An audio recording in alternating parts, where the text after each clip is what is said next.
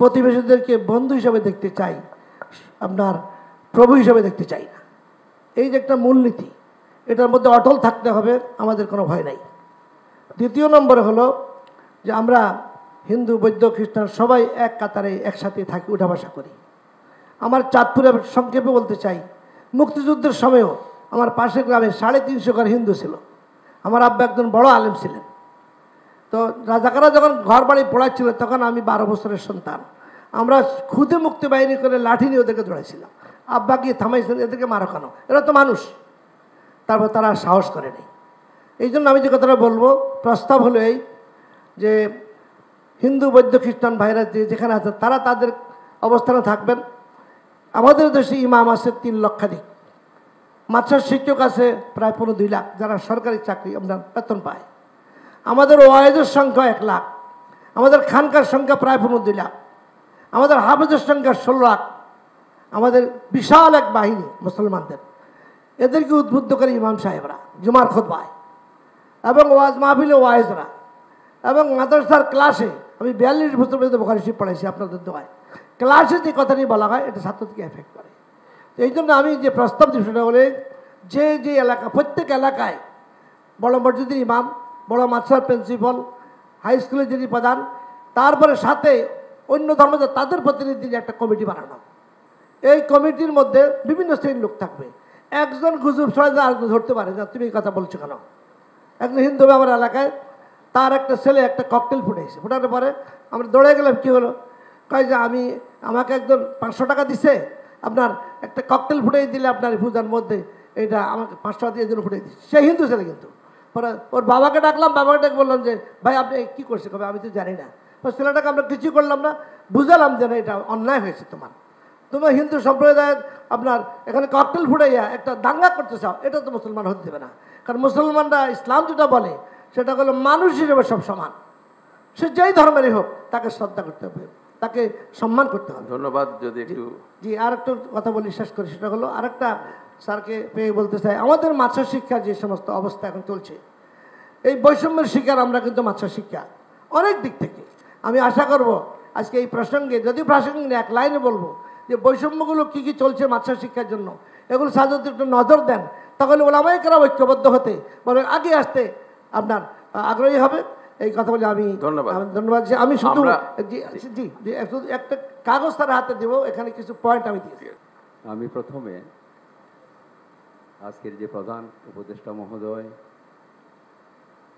এবং তার সুচিন্তিত এবং গভীর অনুপ্রেরণামূলক বাংলাদেশের মাটি, মানুষ এবং সার্বভৌমত্বকে রক্ষা করার জন্যে যেই সম্প্রীতি, যেই সৌহার্দ্যপূর্ণ অবস্থান, যে বাংলাদেশকে নিরাপদ রাখার জন্য যে আমাদেরকে আমন্ত্রণ জানিয়েছেন, আমি আপনাকে গভীর শ্রদ্ধা এবং শুভেচ্ছা এবং প্রাণঢালা অভিনন্দন জ্ঞাপন করছি।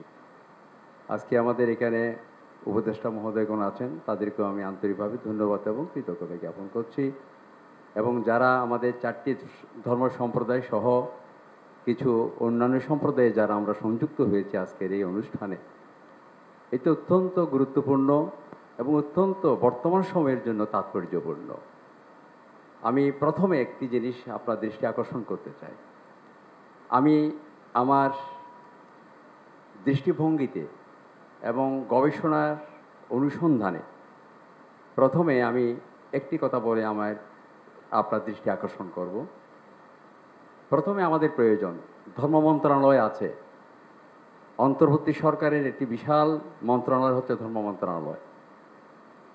আমার মনে হয় আপনার দায়িত্বটুকু যদি ধর্ম মন্ত্রণালয়ের মাধ্যমে অর্পণ করা হয়, আমাদের এখানে ধর্ম উপদেষ্টা মহোদয় আছেন, কারণ ধর্মীয় সংহতি, ধর্মীয় ঐক্য, ধর্মীয় সম্প্রীতি, ধর্মীয় মেলবন্ধন এবং সৌহার্দ্যপূর্ণ অবস্থান যদি তৈরি করতে হয়, ধর্ম মন্ত্রণালয়ের মাধ্যমে একটি, আমি প্রথমেই বলবো, আন্তর্জাতিক সম্প্রীতি সম্মেলন আহ্বান করা। এই প্রয়োজনে আর দেরি না করে প্রথমে আমি মনে করি সাম্প্রদায়িক আমাদের যে সংহতি প্রকাশের জন্যে এবং সকলকে ঐক্যবদ্ধভাবে আমরা একটি মিশন তৈরি করার জন্যে, সকলের মধ্যে বোধ, বিবেক এবং ধর্মীয় সংহতি, ঐক্যবন্ধন তৈরি করার জন্য প্রথম আমার মনে হয় আন্তর্জাতিক সম্প্রীতি সম্মেলন আহ্বান করা উচিত এই মুহূর্তে।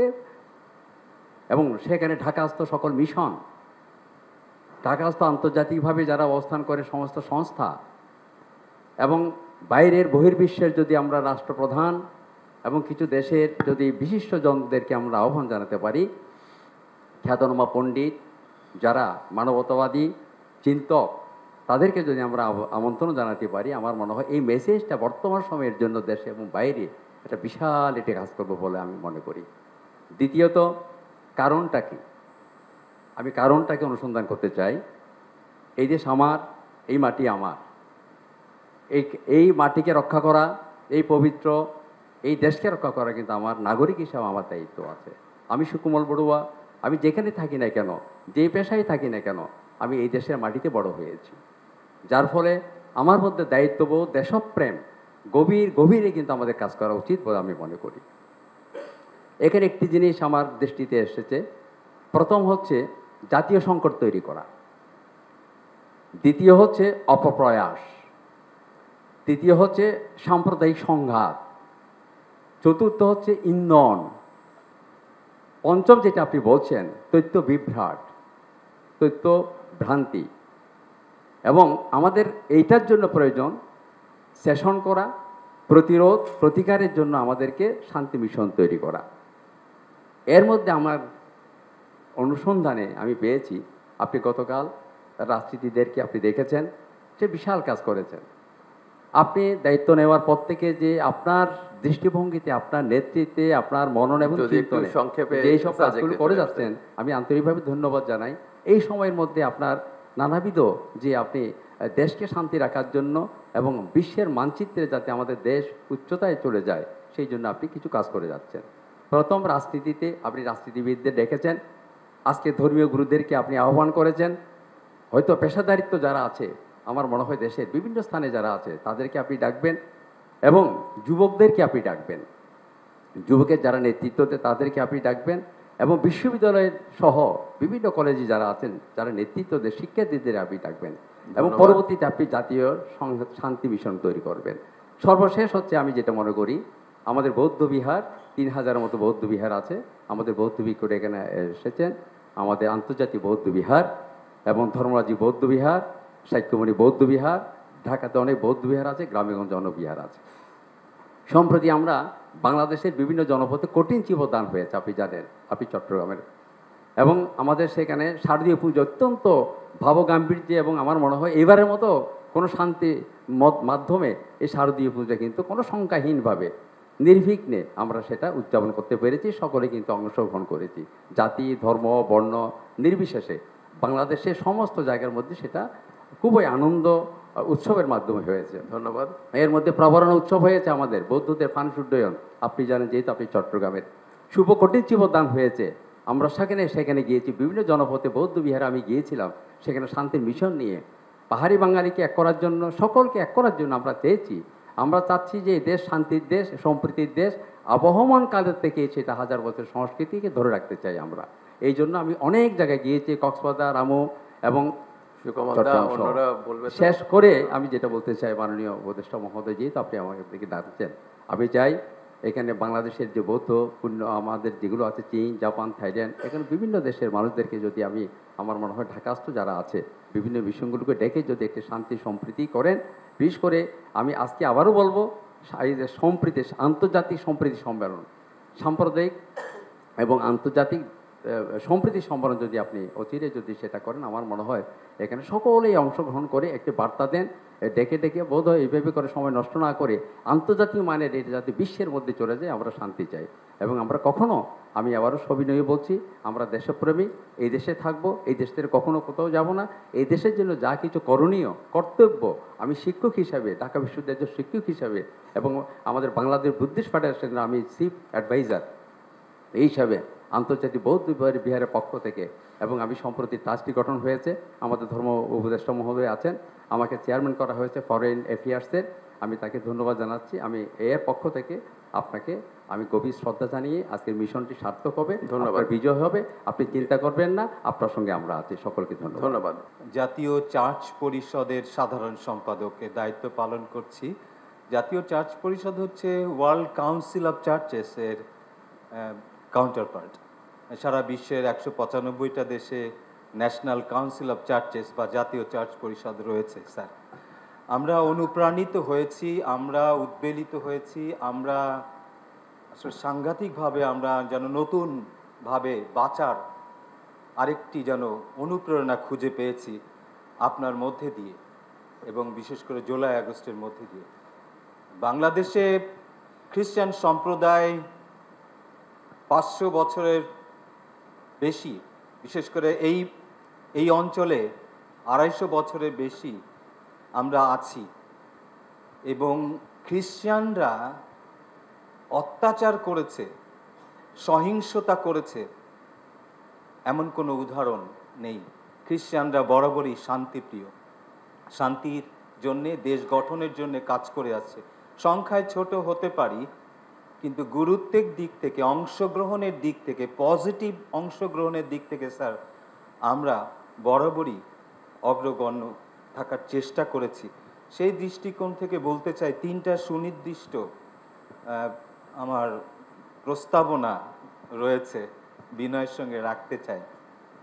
প্রথমত, যেটা আমরা দেখছি সব ধর্ম সম্প্রদায়গুলোর মধ্যে সমন্বয়ের অভাবের কারণে যারা পজিটিভ ফোর্স আছেন রিলিজিয়ান সেক্টরে, তাদের মধ্যে একটা সমন্বয়হীনতা কাজ করছে, এবং আসলে সবাই যেন যে যার মতন করে করার চেষ্টা করছে, অথচ সবাই ভালো পজিটিভ চিন্তা করছে স্যার।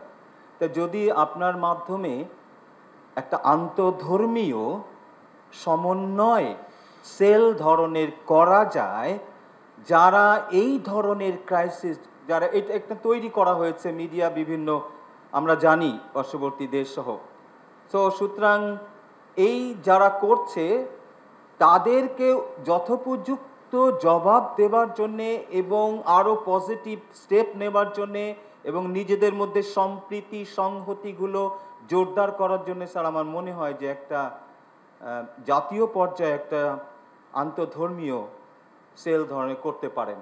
যে নট নেসেসারিলি যে যারা গভর্নমেন্ট ইনস্টিটিউশন আছে, ইসলামিক ফাউন্ডেশন, রামকৃষ্ণ মিশন, এরকম আমি বলছি যারা ইনফ্লুয়েন্সিয়াল, যেমন আমাদের খ্রিস্টান ধর্মের মধ্যে বিশপ আছেন, আর্চ বিশপ বিজয় ডি ক্রুজ আছেন, এরকম যারা আছেন যারা খুব ইফেক্টিভ, এইটা একটা করা যেতে পারে। দ্বিতীয়ত, যেটা আমাকে বলেছেন, আমি ওইটা আগেই চিন্তা করছিলাম যে একটা আন্তর্জাতিক পর্যায়ে একটা ইনিশিয়েটিভ নেওয়া দরকার, কিন্তু সেইটা রাষ্ট্রীয় পর্যায়ে যতটুকু না, কমিউনিটি পর্যায়ে হওয়া দরকার।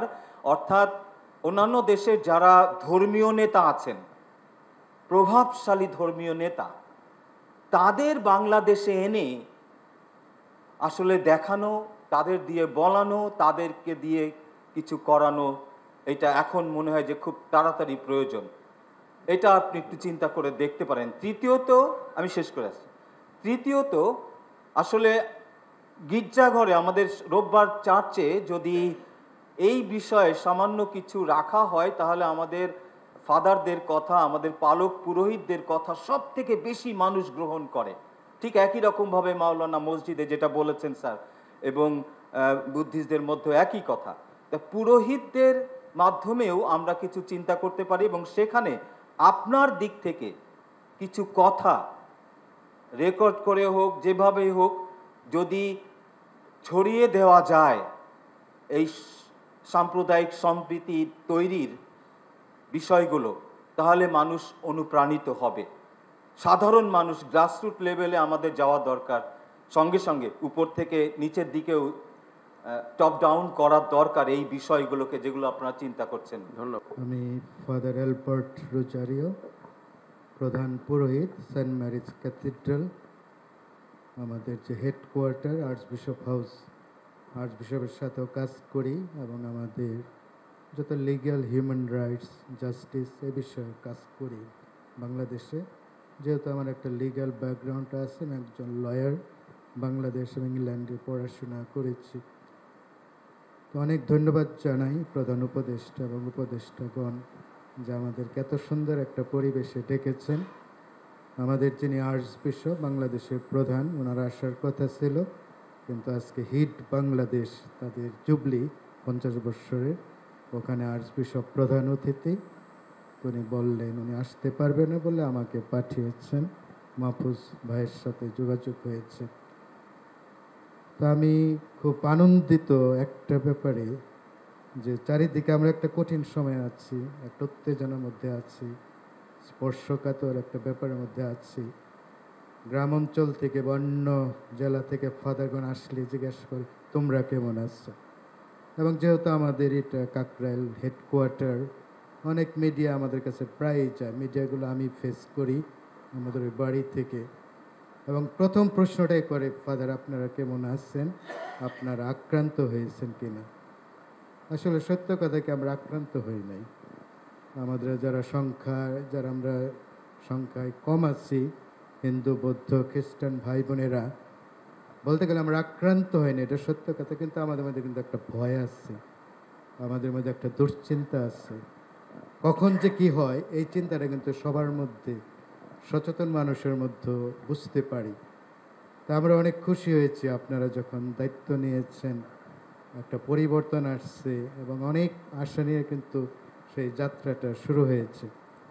আমাদের বাংলাদেশে যে একটা জন্মলগ্ন থেকে যে একটা সুন্দর একটা ঐতিহ্য, যে একসাথে থাকা, একসাথে পথ চলা, এই যে একটা সম্প্রীতি, সেটা কিন্তু সে অগ্রযাত্রাটা বাধাগ্রস্ত হয়েছে সময়ে সময়ে, যেমন বর্তমানে একটু বাধাগ্রস্ত হয়েছে। সবাই কিন্তু সেই সম্প্রীতির তা আমি একটা অনুরোধ থাকবে আমাদের, বিশেষ করে আমাদের হিন্দু ভাই বোনেরা, তারা যে কোনোভাবেই হোক কিছুটা তাদের মনে একটু কষ্ট আছে, সেই কষ্টটা যেন যাদের যেখানে ক্ষত আছে, অসুস্থতা আছে, সেটাকে নিরাময় করতে হবে। তা আপনি শান্তির মানুষ, মাদার তেরেজা, আমাদের শান্তি মাদার তেরেজা, তিনিও নোবেলে শান্তি পুরস্কার পেয়েছেন, আপনি সেই পর্যায়ের মানুষ, আপনিও শান্তির পেয়েছেন। যে আমরা যারা সংখ্যায় কম, আমাদের মধ্যে যে কষ্ট, ক্ষত, অসুস্থতা আছে, এগুলোকে আপনি নিরাময় করবেন, আপনার কাছে ডাকবেন, যেন আমরা একটু, যে আজকে ডাকছেন, আমরা অনেক শান্তি পাচ্ছি, আমরা বুঝতে পারছি আমাদের কোনো ভয় নাই। এবং আরেকটা জিনিস যেটা, যে সত্যি এটা, আমি কিন্তু অর্ধেক বাংলাদেশ অর্ধেক ইন্ডিয়া, কারণ আমার মা হলো ইন্ডিয়ান, আমি বাবা হলো বাংলাদেশে, তাহলে দুই জায়গারই আছে। এবং ভারতীয় মিডিয়া যেভাবে, হয়তো মেন স্ট্রিমের মিডিয়াগুলো না, কিন্তু ছোটো মিডিয়াগুলো যেভাবে কথা বলে, এটা খুবই দুঃখজনক, আমাদের খুব কষ্ট দেয় এবং খুবই আপত্তিকর। এবং সেগুলোকে একটু সুন্দরভাবে আপনারা ডিল করবেন, যে এই যে তার একটা ভুল মেসেজ, একটা চক্র আছে যারা উস্কিয়ে দিতে চাচ্ছে, তারা সুযোগটা নিতে চাচ্ছে, আমাদেরকে চেতিয়ে দিতে চাচ্ছে, যদি সংখ্যালঘুরা একটু খালি রিয়্যাক্ট করে যেন একটা অশান্তির সৃষ্টি হয়। তো সেরকম যেন একটা পরিবেশ না হয়, আমাদের এখন কথাবার্তা অনেক সংযতভাবে, অনেক নিয়ন্ত্রিতভাবে, যে কোনোভাবে যেন শান্তি, এই সম্প্রীতি, সেটা যেন বিনষ্ট হতে না পারে।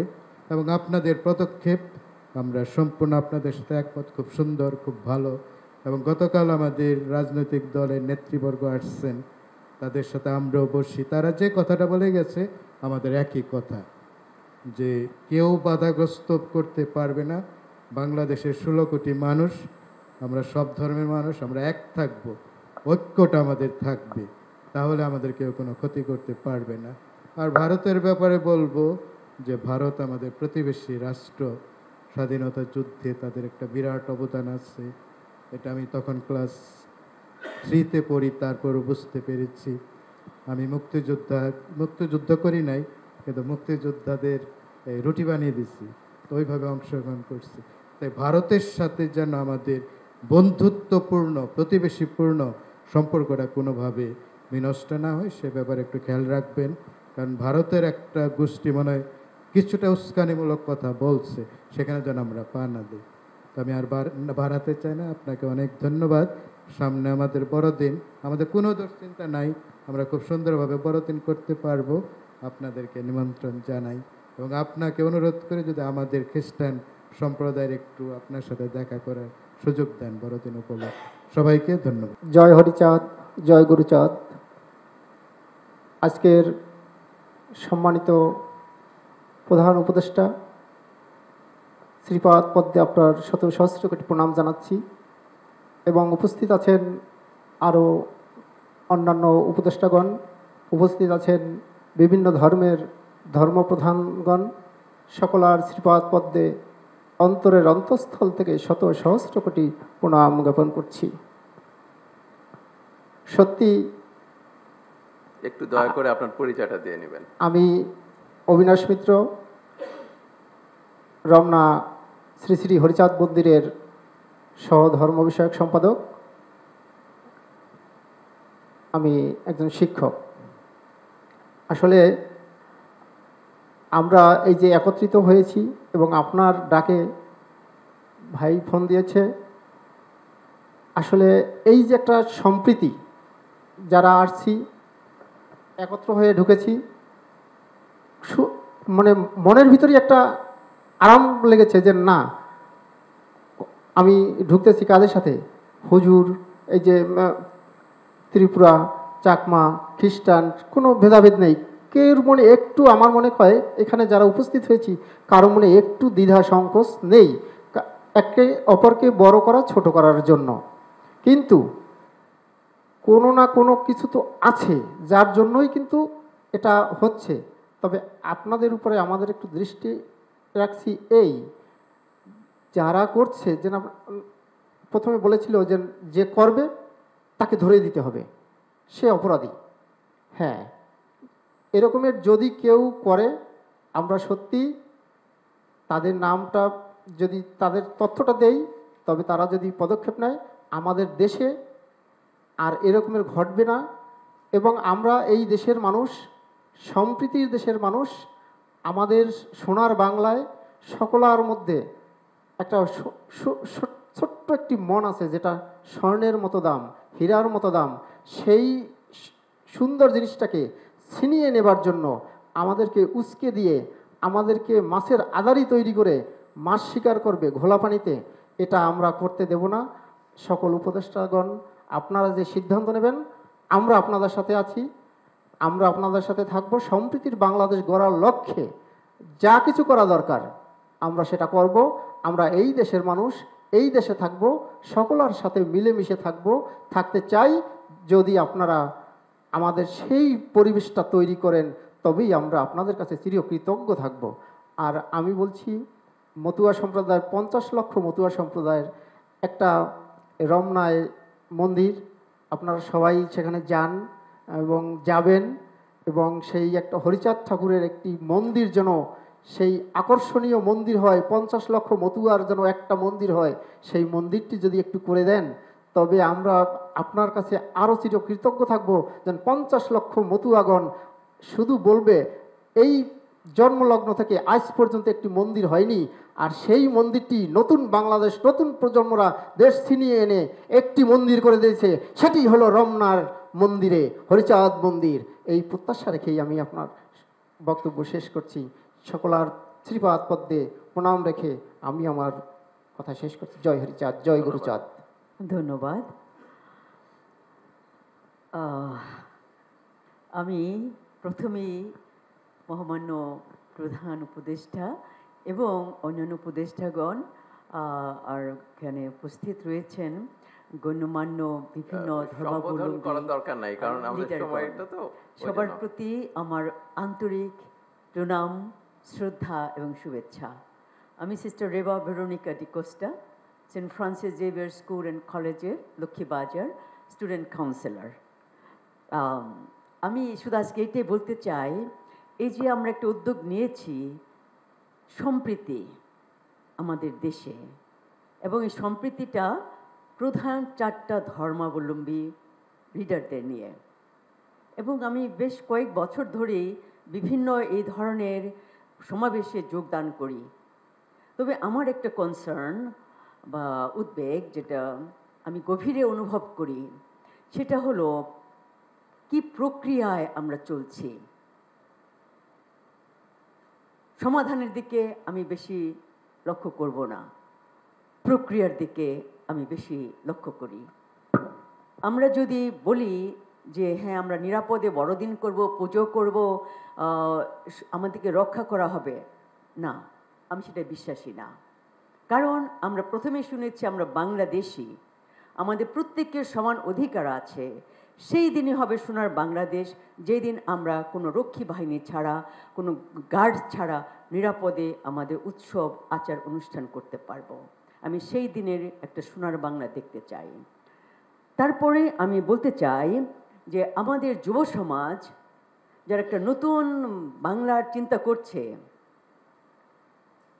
তাদের রক্ত দিয়ে, এবং সেখানে রয়েছেন আমাদের প্রবীণদের প্রজ্ঞা নিয়ে, এই যে নতুন এবং প্রবীণের যে একটা সমন্বয়, এটা কিন্তু অনেক সুন্দর।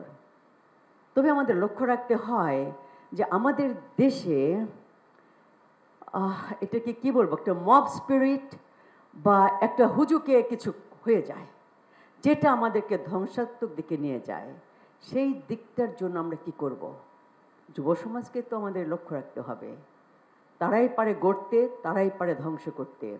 যেন আমাদের ধ্বংসাত্মকমূলক না হয়, গঠনমূলক হয়, সেটাই আমি চাই। কারণ কিছুদিন আগেও আমি লক্ষ্মীবাজারে 4 ধর্মের নেতাদের নিয়ে 15টা স্কুল কলেজের প্রফেসর, প্রিন্সিপাল, তাদেরকে নিয়ে একটা আন্তঃধর্মীয় সংলাপ করেছি, খুবই সুন্দর। আমি চিন্তা করছি এখন আমরা যুবক যুবতীদের নিয়ে, স্কুলের স্টুডেন্টদের নিয়ে করব, কিন্তু সেটা কতটুকু সাফল্য হবে? আপনারা এখন যারা লিডারশিপ দিচ্ছেন বাংলাদেশে, আপনাদের সহযোগিতার হাত একান্ত কাম্য। কারণ আমি মনে করি যুবক সমাজ যদি ডিরেল হয়ে যায়, রেল লাইন থেকে বিচ্যুত হয়ে যায়, আমরা কোনো দিনও একটা সোনার বাংলা করতে পারবো না। কারণ সে 71, আমি মাত্র ক্লাস 8-এ, আমার বাড়ি ছিল মুক্তিযোদ্ধাদের ক্যাম্প, আমার বাবা ছিলেন অর্গানাইজার, গভীর রাতে মা রান্না করে তাদের খাওয়াতেন, আমি সার্ভ করতাম। আমরা গভীরভাবে হিন্দু, মুসলিম, খ্রিস্টান, যেহেতু আমাদের ভাওয়ালে বুদ্ধিস্ট নেই, আমরা এক ছিলাম। প্রত্যেক দিন আমরা দেখেছি দুয়ারে আমাদের হিন্দু দাদারা, মুসলিম চাচা কাকা যেই ডাকি, সবাই একসাথে বসে আমরা চা খাই, গল্প করি, উৎসব করি, বড়দিন, ঈদ, সব কিছু, পুজো, সব কিছু একসাথে করি। আমরা তো সেরকম একটি দেশ চাই। আমি বিশ্বাস করি যে আপনি শ্রদ্ধেয় প্রধান উপদেষ্টা, আপনি অনেক জ্ঞানী মানুষ, শান্তির দূত, এবং আমি বিশ্বাস করব বাংলাদেশের প্রত্যেকটি ধর্মগুরু যেন বুঝতে পারে ধর্ম যার যার, উৎসব সবার, বা স্বাধীনতা রয়েছে ধর্মকে চর্চা করার, সম্মান করার।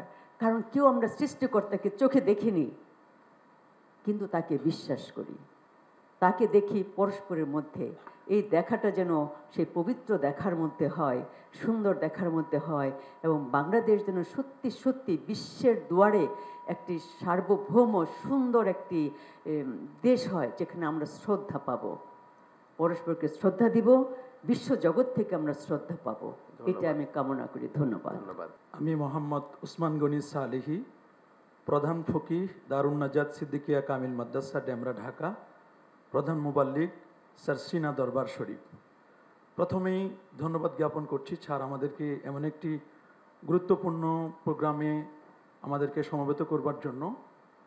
আমরা যেই সম্প্রীতি, সদ্ভাব, যে বিষয়টি নিয়ে আমরা কথা বলছি, জুলাই পরবর্তী গণ অভ্যুত্থানের এই সুন্দর বাংলাদেশ দেখবার পরে সত্যি আমি অ্যাবসুলেটলি একেবারে হৃদয় থেকে, হৃদয় গহীন থেকে এই কথাটি অবশ্য আমি বলতে বাধ্য যে সদ্ভাব ও সম্প্রীতির রোল মডেল ছিলেন প্যারা নবী রসুল করিম সাল্লাল্লাহু আলাইহি ওয়াসাল্লাম। তিনি যে আইডল, তিনি যে আদর্শ আমাদেরকে দেখিয়ে দিয়েছেন, আমরা যদি প্যারা নবী রসুল করিম সাল্লাল্লাহু আলাইহি ওয়াসাল্লামের সে আদর্শকে বাস্তবায়ন করতে পারি, আমি মনে করি এই নতুন বাংলাদেশে আমরা যদি আল্লাহর নবীর আদর্শ যদি আমরা বাস্তবায়ন করতে পারি, তাহলে আমাদের দেশে যে অন্যান্য ধর্মাবলম্বী যারা আছে এবং যাদেরকে আমরা সংখ্যালঘু বলি, আসলে ইসলাম সংখ্যালঘুদের পরে কখনো অত্যাচার করেছে, নির্যাতন করেছে, নিপীড়ন করেছে, এমন কোনো এক্সাম্পল ইসলামের ইতিহাসে আমরা খুঁজে পাই না। বরং রাসূলুল্লাহ সাল্লাল্লাহু আলাইহি ওয়াসাল্লামের কাছে সংখ্যালঘু যারা এসেছিলেন তাদেরকে নবীজি তাদের সেফটি অ্যান্ড সিকিউরিটির নিরাপত্তা দিয়েছিলেন, কিন্তু প্যারা নবী ও রসুল করিম সাল্লাল্লাহু আলাইহি ওয়াসাল্লাম। আমি একথাও বলবো যে আমাদের প্রিয় মাতৃভূমি বাংলাদেশে যারা সংখ্যালঘু আছেন, আমি মনে করি তারা মায়ের কোলে সন্তান যেভাবে সেফ আছেন, আমি মনে করি আমাদের প্রিয় মাতৃভূমি বাংলাদেশে তারা এরকম নিরাপদ আছেন। যদিও কেউ বা কোনো গুজব ছড়াচ্ছেন, আমরা গুজবে কান দিব না। আমি মনে করি স্যার, আপনি যে নতুন বাংলাদেশের স্বপ্ন আমাদেরকে দেখাচ্ছেন, আমরা আপনাদের সাথে রয়েছি। আলেম ওলামা আমরা যারাই আছি, সারা বাংলাদেশের আলেম ওলামা আমরা এই কথা বলতে পারি যে যখনই কোনো প্রয়োজন হবে আপনি আমাদেরকে আজকে ডেকেছেন, নেক্সটে যদি আমাদেরকে কখনো ডাকেন, এই জন্য আপনি যত ধরনের পদক্ষেপ নেবেন আমরা ইনশাআল্লাহ আলেম ওলামারা আমরা আপনার সাথে আমরা আছি। যখনই প্রয়োজন হবে আমরা ইনশাআল্লাহ আপনার ডাকে আমরা সাড়া দিব ইনশাআল্লাহ। আমরা বলবো যে ধর্ম যার যার, এই প্রিয় মাতৃভূমি বাংলাদেশ আমাদের সবার, এই স্লোগানটিকে যদি আমরা সামনে নিয়ে যদি আমরা আগাতে পারি, আমরা আশা করি আমরা সফল হব। তবে এ ব্যাপারে আমার কয়েকটি প্রস্তাব হচ্ছে, আমরা জাতীয় মসজিদ বাইতুল মুকাররমে কিভাবে সম্প্রীতি এবং সদ্ভাব, আন্তঃধর্মীয় যারা আমাদের ধর্মগুরু আছেন তাদের মধ্যে কিভাবে এটি সম্পৃক্ততা করা যায়, এই জন্য জাতীয় মসজিদ বাইতুল মুকাররমে সেখানে আলোচনা হতে পারে। এছাড়া সারা বাংলাদেশের খতিবদেরকে একটা ইনস্ট্রাকশন দেওয়া যেতে পারে যে তারা কিভাবে তাদের মসজিদগুলোতে আলোচনা করবে এবং মন্দির সহ অন্যান্য জায়গায়, এবং সারা বাংলাদেশের যতগুলো শহর রয়েছে, বিশেষ করে আমরা যদি বিভাগীয় শহরগুলোতে কোনো বড় বড় এরকম কোনো প্রোগ্রাম করা যায় কিনা, যারা ইনফ্লুয়েন্সিয়াল স্পিকার যারা রয়েছেন, বিশেষ করে এই স্পিকারদের মাধ্যমে কিভাবে সম্প্রীতি এবং সদ্ভাব রক্ষা করা যায় এই বিষয়গুলো। এছাড়াও আমরা আমাদের বাংলাদেশ টেলিভিশন সহ অন্যান্য চ্যানেলগুলোতে আপনার নেতৃত্বে বা এরকম কোনো আলেম ওলামা বা অন্য কোনো ধর্মগুরু যারা আছেন তাদের মাধ্যমে এমন কোনো বক্তব্য আমরা কোট করতে পারি কিনা, যাতে করে মানুষ এগুলো শুনে কমপক্ষে তারা আশ্বস্ত হবেন যে না, আসলে আমরা নিরাপদে আছি, আমরা নিরাপদে থাকব। আপনি আমাদেরকে যখনই যে কোনো প্রয়োজনে আলেম ওলামাদেরকে ডাকবেন, ইনশাআল্লাহ আমরা আপনার সাথে আছি। আল্লাহ কবুল করুন, মঞ্জুর। সবাইকে শুভেচ্ছা, আমার সালাম নেবেন, প্রণাম জানবেন, জয়গুরু। আমি এখানে আসলে কেন আমন্ত্রিত হয়েছি ঠিক জানি না। আমি আমাদের মাননীয় উপদেষ্টারা তারা আমাকে ডেকেছেন, ওদের সম্ভবত এই কারণে যে আমি দীর্ঘকাল লড়ছি বিশেষত আমাদের সকল নাগরিকের মানবিক এবং নাগরিক অধিকারের জন্য। সেদিক থেকে আমার চোখে রাষ্ট্রের দিক থেকে আসলে এই ধর্ম বা ধর্মীয় পরিচয় কিংবা অন্য কোনো পরিচয় অনেক গুরুত্বপূর্ণ পরিচয় হচ্ছে নাগরিক অধিকারটা নিশ্চিত করা, এবং জুলাই গণঅভ্যুত্থানটা হয়েছে নাগরিক অধিকার নিশ্চিত করার জন্য। তো সেই দিক থেকে আমরা দেখেছি যে জুলাই গণঅভ্যুত্থানের পরে বিভিন্ন ক্ষেত্রে নাগরিক অধিকার ক্ষুণ্ণ হয়েছে। এটা আমরা একটা বড় ঘটনা, একটা অভূতপূর্ব বিপ্লবতে দিয়ে গেছি, এবং এটা একটা নানান কারণে আমাদের শিথিলতা আছে, আমাদের দুর্বলতা আছে, কিন্তু সেই সুযোগটা কিছু কিছু শক্তি আমাদের দেশের ভেতরে এবং দেশের বাইরে তা এটা গ্রহণ করতে চাইছে, এবং বর্তমান সরকারকে আনস্টেবল করবার তাদের একটা অত্যন্ত পরিষ্কার একটা আমরা দেখছি তাদের একটা পরিকল্পনা আছে। সেই থেকে আমার প্রথম যে কথাটা হবে, আমাদের সকলকে অনেক বেশি সতর্ক হতে হবে, এবং ইস্যুটা শুধুমাত্র যে এই আমাদের সম্প্রীতি, ধর্মীয় সম্প্রীতি ব্যাপারটা তা নয়, এটা নাগরিক এবং মানবিক অধিকারের প্রশ্ন, এটা বাংলাদেশকে নতুনভাবে গঠনতন্ত্র প্রণয়নের প্রশ্ন, এবং একই সঙ্গে এই বর্তমান অন্তর্বর্তীকালীন সরকার আমাদেরকে যে স্বপ্ন দেখাতে পারে তার সঙ্গে এটা যুক্ত। এবং এটার সঙ্গে আমি আর দুইটা কথা দিয়ে যোগ করবো, যেহেতু সময় অত্যন্ত কম, আসলে অনেক আলোচনা করার দরকার আছে। আমি এখানে কিন্তু সনাতন যে জোটটা হয়েছে, সম্মিলিত জোট, তাদের কাউকে এখানে আছেন কিনা আমি দেখছি না। কারণ বাংলাদেশের এখনকার সংকটে সবচেয়ে গুরুত্বপূর্ণ যারা আছেন তারা হলো সনাতন যে জোট, সম্মিলিত জোট তারা, এবং তাদেরই যে নেতা চিন্ময় কৃষ্ণ দাস, তিনি ইতিমধ্যে সরকার তাকে গ্রেফতার করেছেন রাষ্ট্রদ্রোহিতার অভিযোগে। এখন রাষ্ট্রদ্রোহিতা একটা কিন্তু ব্রিটিশ আইন, এবং আমরা কিন্তু জুলাই গণঅভ্যুত্থানের পরে এই ধরনের আইন নাগরিকদের উপর প্রয়োগ হবে এটা কিন্তু আমরাও আশা করি না যারা জুলাই অভ্যুত্থানের সঙ্গে যুক্ত ছিলেন। ফলে এখানে আইনগত দেখতে হচ্ছে যে একজন ব্যক্তি এখানে আপনার তার বিরুদ্ধে অভিযোগ করেছে, যে অভিযোগে করা হোক না কেন, তিনি একজন একটা বিএনপি, তিনি একজন সদস্য, এবং সেই সদস্য করেছে, পরবর্তীকালে বিএনপি আবার তাকে বরখাস্ত করেছে, তার দল থেকে বহিষ্কার করেছে, কিন্তু তার এই মামলাটা তোলা হয় নাই। ফলে দেখা যাচ্ছে এখানে একটা রাজনৈতিক দলেরও এখানে একটা উস্কানি রয়েছে পরিষ্কার, যেটা আমাদেরকে পরিষ্কার হতে হবে যে কেন এই মামলাটা করা হলো, এবং যদি তারা বহিষ্কারই করে থাকেন তাহলে সেই মামলা কেন তারা উঠে তারা করেন। ফলে আমাদের কাছে প্রশ্ন এসে গেছে, যারা আমরা জুলাই অভ্যুত্থানে ছিলাম এবং আমাদের উপদেশের মধ্যে অনেকে আছেন, তাদের জীবন ঝুঁকি নিয়ে আমরা এই কাজটা করেছি। ফলে যারা বাংলাদেশকে অস্থিতিশীল করছে এরা কিন্তু বাংলাদেশের ভেতরে, আমি কলকাতার কি তাদের যে একটা অত্যন্ত নিম্ন শ্রেণীর আপনি কী বলে গণমাধ্যম কী প্রচার করছে এটা ইররিলেভেন্ট আমাদের জন্য।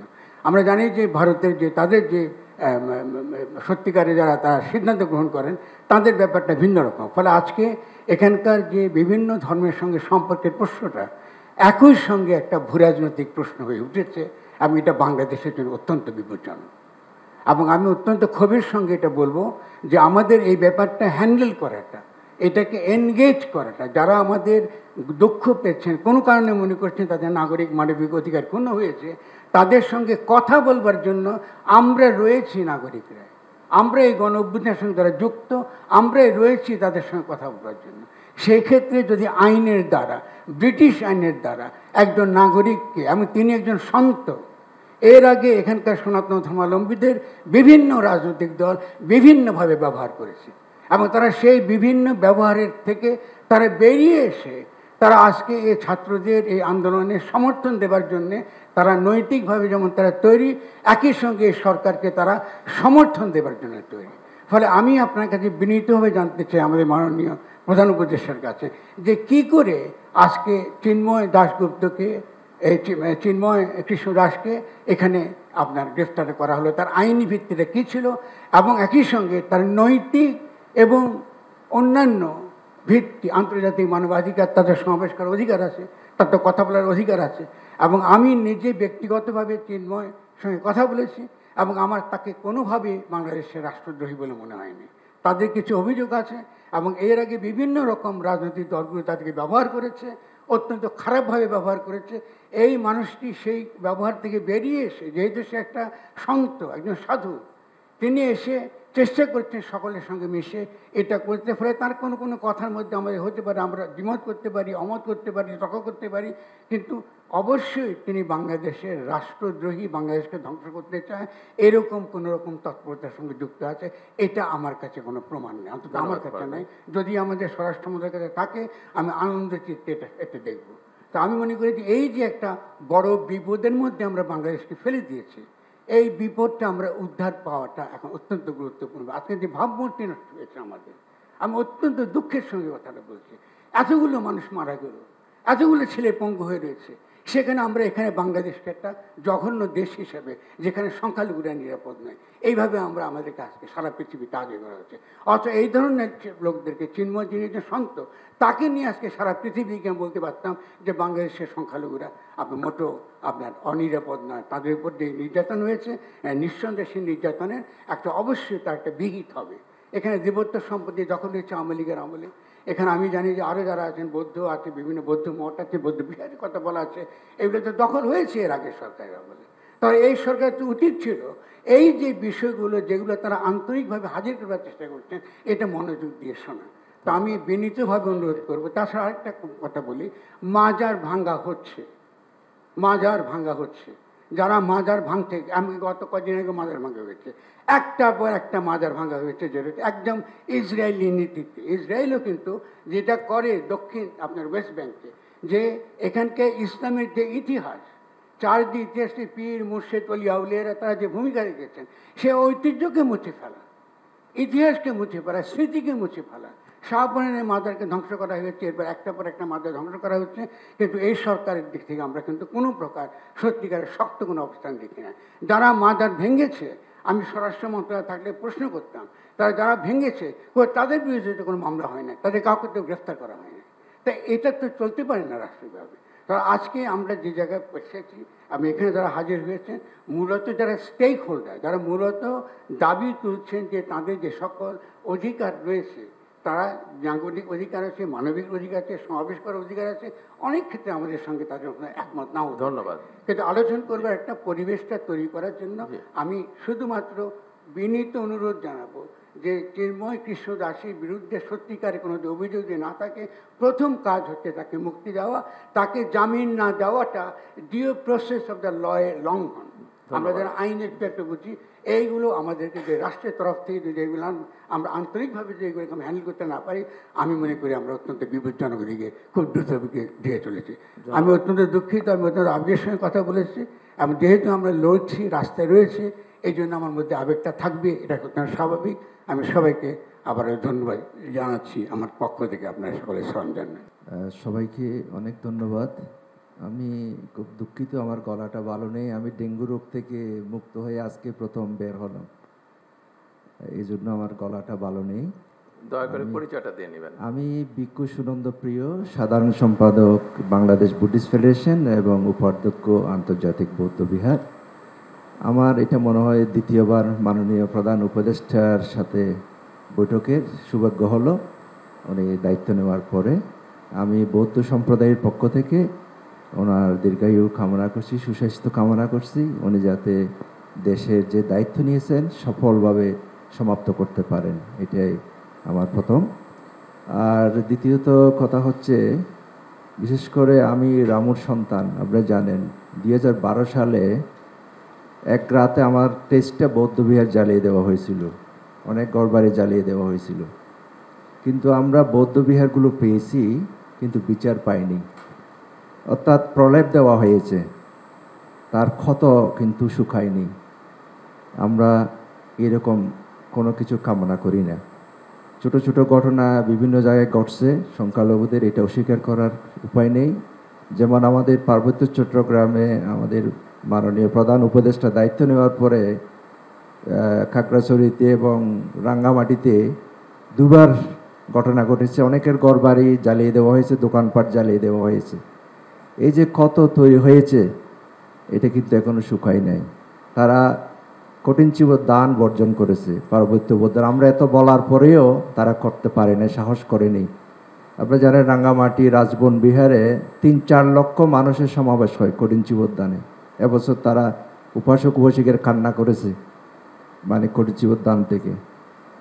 তো বিশেষ করে এই ধরনের যাতে কোনো ঘটনা না ঘটে, আমি আমাদের মাননীয় প্রধান উপদেষ্টার কাছে অনুরোধ করব। বিশেষ করে আমরা যারা প্লেন বৌদ্ধ প্লেনে আছে, আমরা খুব সুন্দর করে করেছি, আমাদের মধ্যে সমস্যা হয়নি। আমরা প্রশাসনের সহযোগিতা পেয়েছি, আর্মির সহযোগিতা পেয়েছি। আমাদের প্রফেসর ডক্টর সুকুমল বড়ুয়া ছিল, আমরা আর্মি চিফের সাথেও দেখা করেছি, সর্বোচ্চ সহযোগিতা পেয়েছি। তো আমরা আজকে যারা এখানে এসেছি সকল ধর্মের মানুষ, আমরা এদেশে মিলেমিশে থাকব। আমাদের যারা হুজুরের আছে আপনাদের প্রতি একটু বিনীত অনুরোধ, আপনারা যারা ওয়াজ করেন বয়ান করেন, একটু শান্তি সম্প্রীতির কথাগুলো একটু বেশি করে বলবেন। কারণ শান্তি সম্প্রীতি ছাড়া কেউ সুখে থাকতে পারবেন না এদেশে। এদেশকে যদি আমরা সুন্দর বিশ্ব দরবারে তুলে ধরতে চাই, এটা শান্তি সম্প্রীতি সংহতি সকল সম্প্রদায়ের মধ্যে এটা প্রীতিবন্ধনটা এটা অটুট দৃঢ় রাখতে হবে। আমরা এমন একজন মানুষ পেয়েছি, উনি বিশ্বের নোবেল জয়ী। এরকম সৌভাগ্য আর আমাদের হবে কিনা জানি না। বিশেষ করে আমরা চট্টগ্রামবাসী, আমরা যারা বৌদ্ধরা আছি, আমরা 90% চট্টগ্রামের। আমরা স্বাভাবিকভাবেই ওনার প্রতি আমরা মানে আমাদের একটা আলাদা সফট কর্নার, একজন বিশ্বজয়ী মানুষ আমরা পেয়েছি, শান্তির দূত এদেশে। উনি যতদিন আছেন যাতে আমাদের দেশটা সমুন্নত থাকে এবং ঐক্য সংহতির বিষয়ে কোনো কম্প্রোমাইজ নাই। সোজা কথা, আমরা এদেশে সন্তান, আমরা এদেশে জন্মগ্রহণ করেছি। এদেশের এই যে পতাকা, এখানে যে আমরা লাল সবুজের পতাকা, এই পতাকার মান আমরা রাখবো, আমরা যে সম্প্রদায় হই না কেন। ধন্যবাদ সবাই। আসসালামু আলাইকুম ওয়া রাহমাতুল্লাহি তাআলা ওয়া বারাকাতুহু। নাহমাদুহু ওয়া নুসাল্লি ওয়া নুসাল্লিমু আলা রাসূলিল কারীম। সম্মানিত প্রধান উপদেষ্টাবৃন্দ, বিভিন্ন ধর্মের যারা আজকে জমায়েত হয়েছেন সকলকে আমি আন্তরিকভাবে মোবারকবাদ। পরিচয়টা দিয়ে নেন। আমি মোহাম্মদ জসিমউদ্দিন আল আজহারি, অধ্যক্ষ কাদেরিয়া তৈবিয়া আলিয়া কামিল মাদ্রাসা মোহাম্মদপুর, ঢাকা, যুগ্ম মহাসচিব আহলে সুন্নাত ওয়াল জামাত বাংলাদেশ। আজকের এই অনুষ্ঠানে আমি শরিক হতে পেরে নিজেকে ধন্য মনে করছি। আমাদের কয়েকদিনে বাংলাদেশের যে পরিস্থিতি, সেই পরিস্থিতিকে সামনে সামাল দেওয়ার জন্য আপনি যে আমাদেরকে আহ্বান করেছেন, আমি একজন দেশের নাম প্রস্তাব থাকবে আমার, যা ঘটে না তার চেয়ে রটাই বেশি, সেটা প্রতিকারের জন্য প্রথম মাধ্যম হচ্ছে আমাদের মিডিয়া।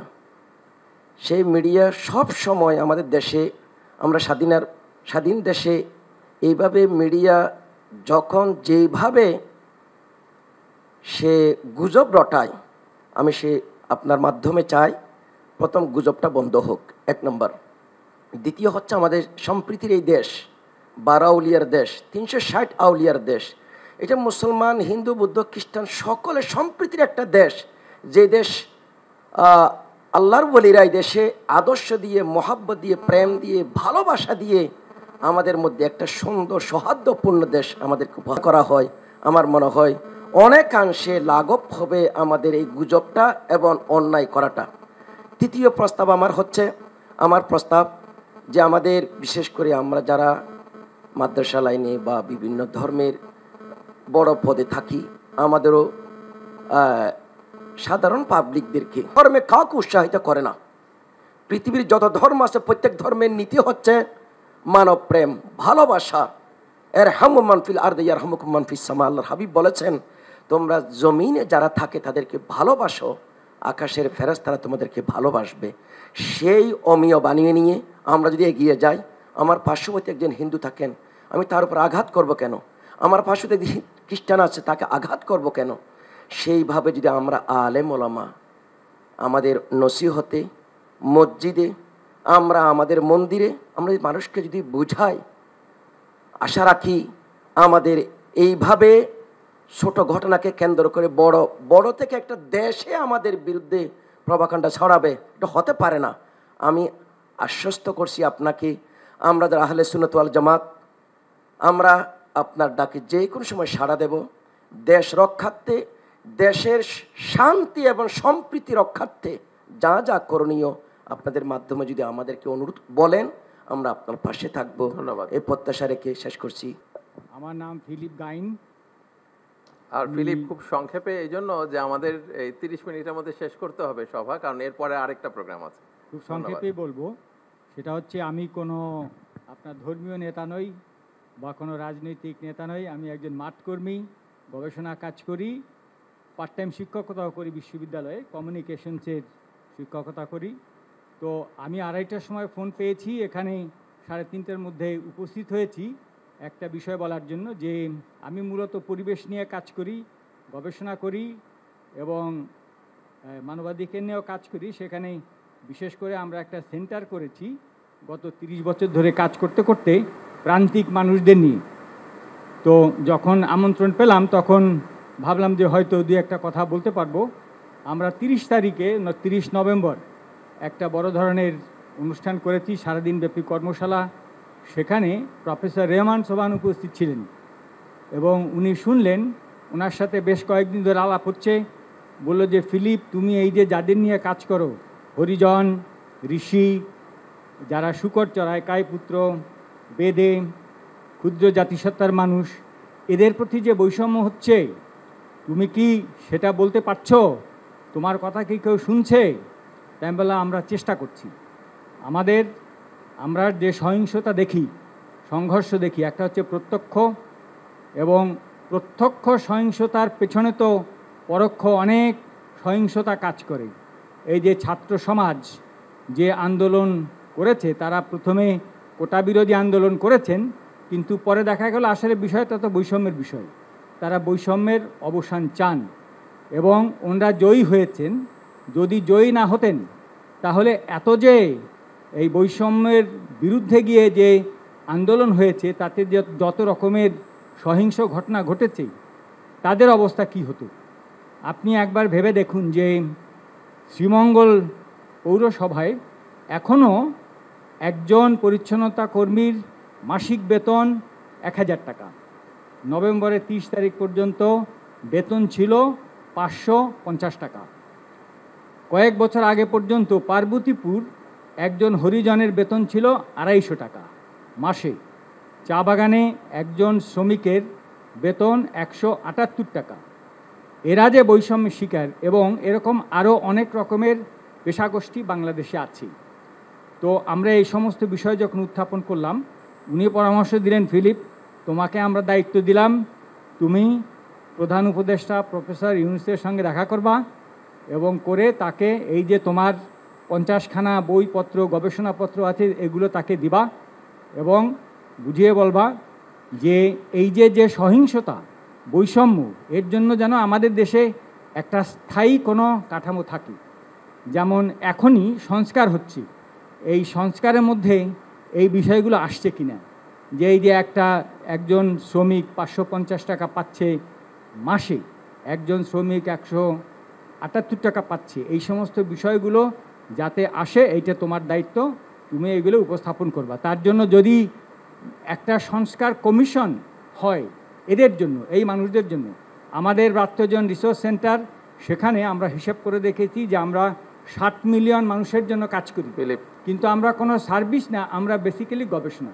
তো আমরা ইতিমধ্যে প্রফেসর ইউনূসের সঙ্গে সাক্ষাতের জন্য প্রার্থনা জানিয়েছি এবং আমাদের যে গবেষণালব্ধ 40 বছরের গবেষণালব্ধ বইপত্র আছে এগুলো আমরা দিতে চাই। আমরা আপনাদের সাথে থাকতে চাই।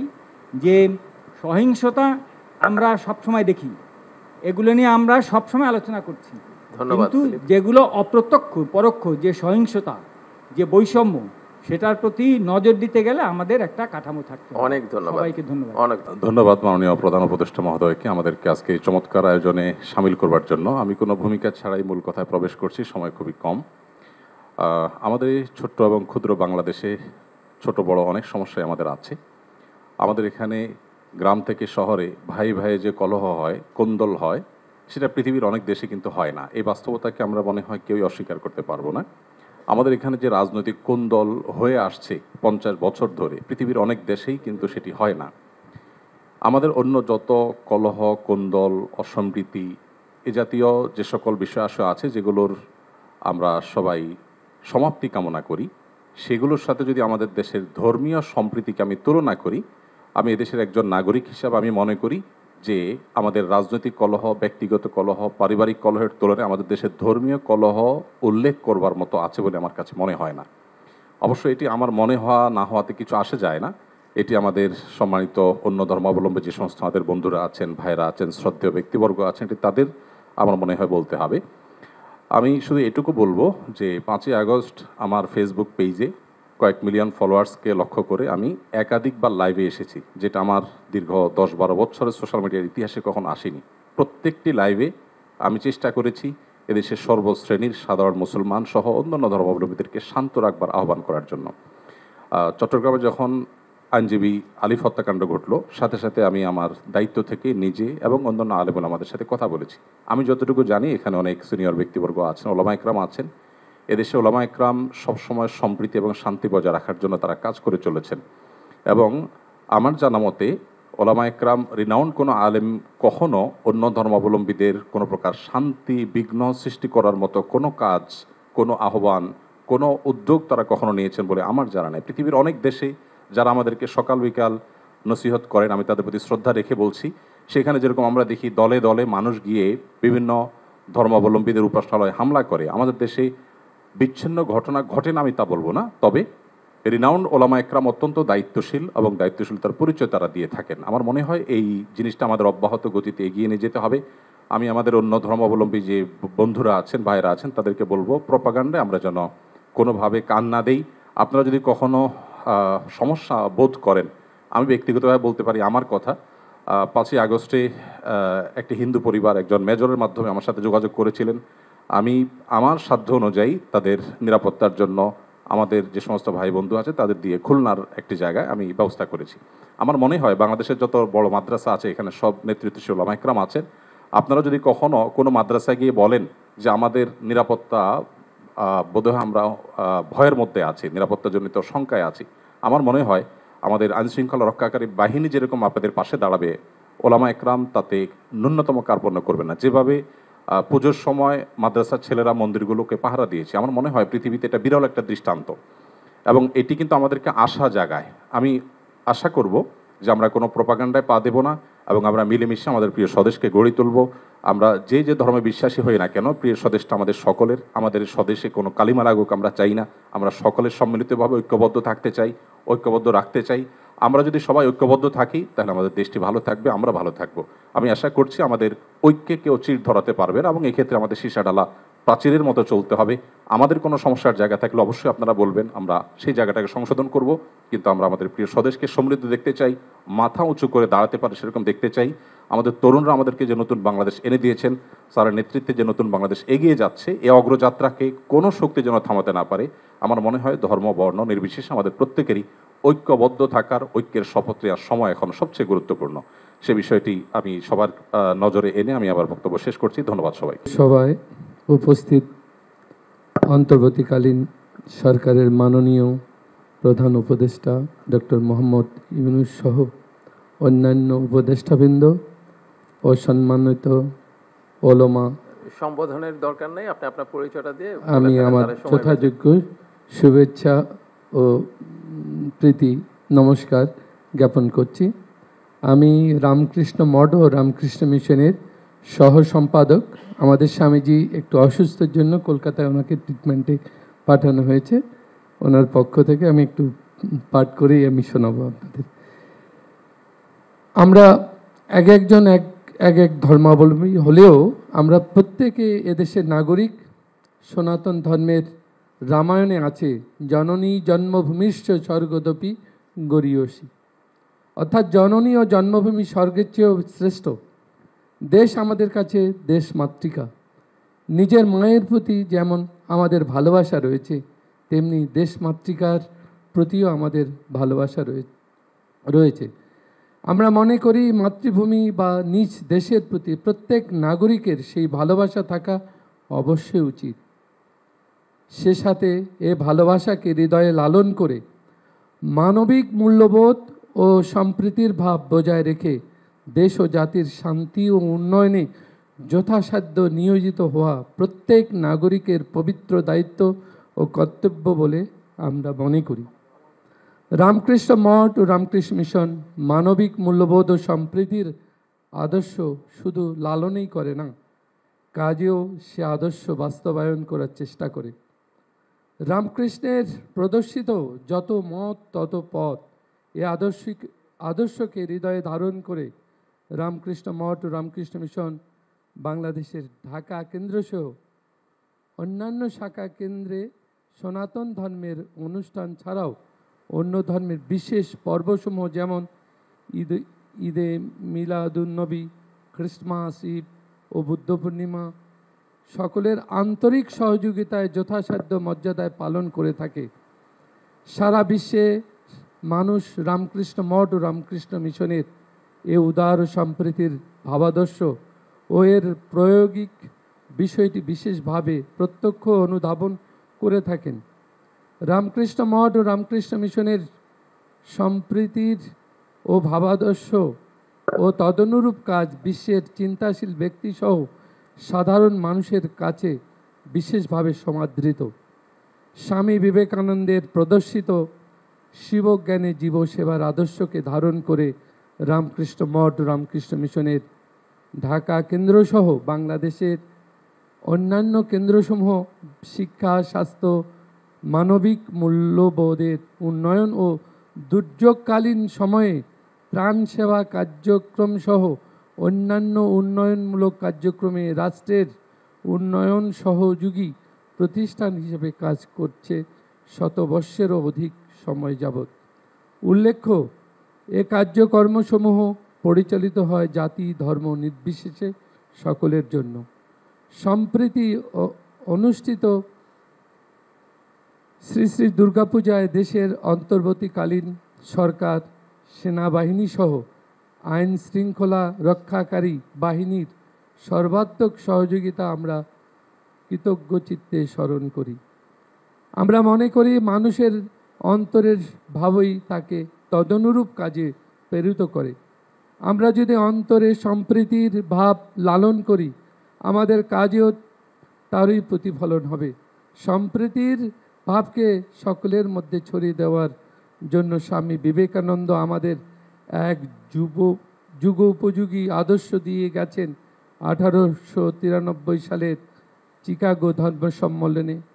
সেটি হচ্ছে বিবাদ নয় সহায়তা, বিনাশ নয় পরস্পরের ভাব গ্রহণ, মতবিরোধ নয় সমন্বয় ও শান্তি।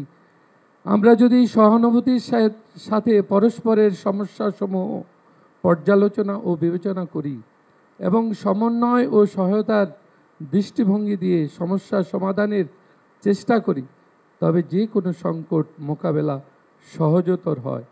এতে শান্তি বজায় থাকে। দেশের শান্তি, সম্প্রীতি ও উন্নয়নের লক্ষ্যে অন্তর্বর্তীকালীন সরকারের উদ্যোগে পারস্পরিক ভাব বিনিময়ের যে বিষয়টি আজকের এই আলোচনা অনুষ্ঠানের মাধ্যমে প্রকাশিত হয়েছে, সেই জন্য অন্তর্বর্তীকালীন সরকারের মাননীয় প্রধান উপদেষ্টা, অন্যান্য উপদেষ্টা সহ সংশ্লিষ্ট সকলকে আমাদের আন্তরিক ধন্যবাদ জ্ঞাপন করি।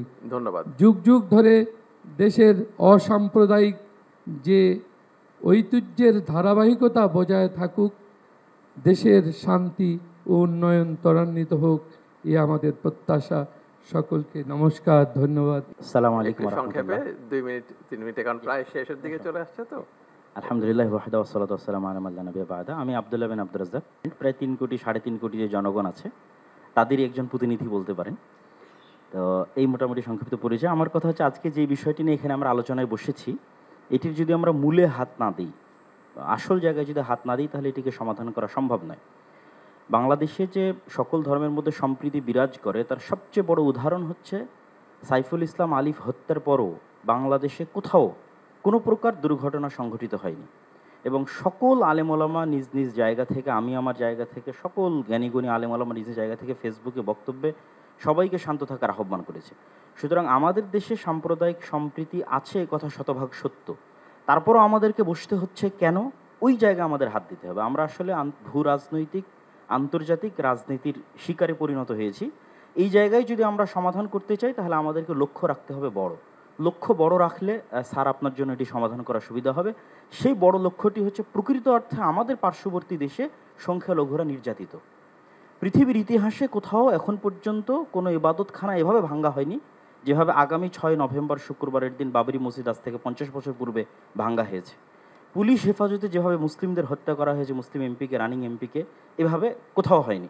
এরকম আরও অসংখ্য ঘটনা আছে যেটা আমাদের পার্শ্ববর্তী দেশে প্রকৃত অর্থে সংখ্যালঘুরা নির্যাতিত। আমাদের দায়িত্ব মানুষ হিসেবে এবং তাদের পার্শ্ববর্তী দেশ হিসেবে, এবং 47-এ আমরা যে ওয়াদা দিয়ে এই দেশটাকে স্বাধীন করেছিলাম, সেই ওয়াদা রক্ষার্থে আমাদের দায়িত্ব হচ্ছে আমাদের পার্শ্ববর্তী দেশের সংখ্যালঘু নির্যাতনের প্রতিবাদে আমাদেরকে আওয়াজ ওঠানো। আমাদের দেশে কোনো সংখ্যালঘু নির্যাতন নাই, কিন্তু আমাদেরকে আওয়াজ উঠাতে হবে আমাদের পার্শ্ববর্তী দেশে যে সংখ্যালঘু নির্যাতন হচ্ছে সেটি নিয়ে। এই জন্য আমি আহ্বান জানাবো আমাদের মাননীয় প্রধান উপদেষ্টার প্রতি যে তিনি যেন এই বিষয়টির প্রতি দৃষ্টি দেন, এবং সবাই আপনার সাথে আছে। গতকাল রাজনৈতিক দলগুলোকে দেখেছেন, আজকে ধর্মীয় নেতাদের দেখছেন, সকলেই আপনার সাথে আছে। এবং আপনার হাতকে মজবুত করার জন্য দেশে যে জাতিগত ঐক্য তৈরি হয়েছে, এটিকে আপনি সাহস হিসেবে ধরে নিন। ধরে নিয়ে আপনি আমাদের দেশের স্বাধীনতা এবং সার্বভৌমত্ব রক্ষার জন্য আন্তর্জাতিক জগতে ফাইট করেন। এবং আমাদের যে বন্ধু রাষ্ট্রগুলো আছে, সার্ককে শক্তিশালী করে, আমাদের বন্ধু রাষ্ট্রকে শক্তিশালী করে, যারা পাল্টা আমাদের উপর মিথ্যা অপবাদ দিয়ে আমাদেরকে ছোট করতে চাচ্ছে, তাদের সামনে আমাদের দেশের এই সাহস এবং সম্প্রীতিকে আপনি তুলে ধরুন। ধন্যবাদ। এতটুকুই আমি আপনার কাছে দাবি জানাবো। Thank you. সর্বপ্রথম আল্লাহ রব্বুল আলমিনের শুকর আদায় করছি। আল্লাহ তালা আমাদেরকে এই গুরুত্বপূর্ণ একটা বিষয় নিয়ে ফিকির করতে বসার তৌফিক নসিব করেছেন। এরপর মাননীয় প্রধান উপদেষ্টা সহ বাকি সকলের শুকরিয়া আদায় করছি। আমি সংক্ষেপে যে কথাটা বলতে চাই, আমার নাম আব্দুল মালেক, বাইতুল মুকাররম জাতীয় মসজিদের খতিব এবং দেশের একটি প্রতিষ্ঠান মার্কাজুদ দাওয়া আল ইসলামিয়া ঢাকা, এই প্রতিষ্ঠানের শিক্ষা বিভাগীয় প্রধান। যে কথাটি আমি বলতে চাচ্ছি সেটা হলো, সম্প্রীতি যদি আমরা চাই, আছে আলহামদুলিল্লাহ, এটাকে যদি বাকি রাখতে চাই, তাহলে সম্প্রীতি যারা নষ্ট করে সেই বিষয়ে আমাদেরকে নমনীয়তার সাথে অনমনীয় ব্যবস্থা গ্রহণ করতে হবে। এখন যে সংখ্যালঘুর কথা আমরা বারবার বলছি না, ইসলামের শিক্ষা কি? ইসলাম বলে, আবু বকর রাদিয়াল্লাহু তাআলা আনহু প্রথম খলিফা নবী করিম সাল্লাল্লাহু আলাইহি ওয়াসাল্লামের, উনি বলেছিলেন, তোমাদের মাঝে যে সবচেয়ে বেশি শক্তিশালী সে আমার কাছে দুর্বল যদি সে জালেম হয়, আর যে সবচেয়ে দুর্বল সে আমার কাছে সবচেয়ে বেশি শক্তিশালী যদি সে মজলুম হয়। এটা হলো বিষয়। জালিম এবং মজলুম, মজলুম যেই হোক তার পক্ষে আমাকে থাকতে হবে, আর জালিম সে যত বড় হোক, যত সংখ্যাগরিষ্ঠ যা যা তার থাকুক, তাকে জুলুম থেকে বিরত রাখা এটা দায়িত্ব। তথ্য সন্ত্রাস এটাকে যদি নিয়ন্ত্রণ না করা হয় তো আমরা সম্প্রীতি ঠিক রাখবো কীভাবে? সম্প্রীতি আছে, তাও এখানে তথ্য সন্ত্রাস করে পেরেশানি করা হবে। এটার ব্যাপারে অনমনীয় হতে হবে তথ্য সন্ত্রাসের বিষয়। আর আরেকটা গুরুত্বপূর্ণ বিষয় বলতে চাচ্ছিলাম, আমাদের ধর্ম সম্প্রীতির কথা যেটা আছে, ধর্মকে গুলিয়ে ফেলা এটা কিন্তু ধর্ম সম্প্রীতি না। ধর্মের অপব্যাখ্যা, একটা ধর্মে একটা জিনিস নাই, সেটাকে ওই ধর্মের উপরে চাপিয়ে দেওয়া হলো, অন্যদেরকে খুশি করার জন্য নিজের ধর্মের মধ্যে বাড়ানো কমানো হলো, এটার নাম কখনো ধর্ম সম্প্রীতির বিষয় না। প্রত্যেক জিনিসকে স্ব জায়গায় রাখতে হবে এবং স্ব জায়গায় রাখলেই যথাযথ ফায়দা আমরা পাবো। আল্লাহ তাআলা আমাদেরকে তৌফিক দান করেন। ওয়া আখিরু দাওয়ানা আলহামদুলিল্লাহ। আউযু বিল্লাহি মিনাশ শাইতানির রাজিম। বিসমিল্লাহির রহমানির রহিম। ইয়া আইয়ুহান নাসু ইত্তাকু রাব্বাকুম আল্লাযী খালাকাকুম মিন নাফসিন ওয়াহিদা। আল আয়া। ভূমিকা ছাড়া বলছি, আল্লাহ তাআলা সমস্ত মানব জাতিকে সম্বোধন করে বলেন, হে মানব সকল, তোমাদের সকলকে আমি একজন মানব থেকে সৃষ্টি করছি।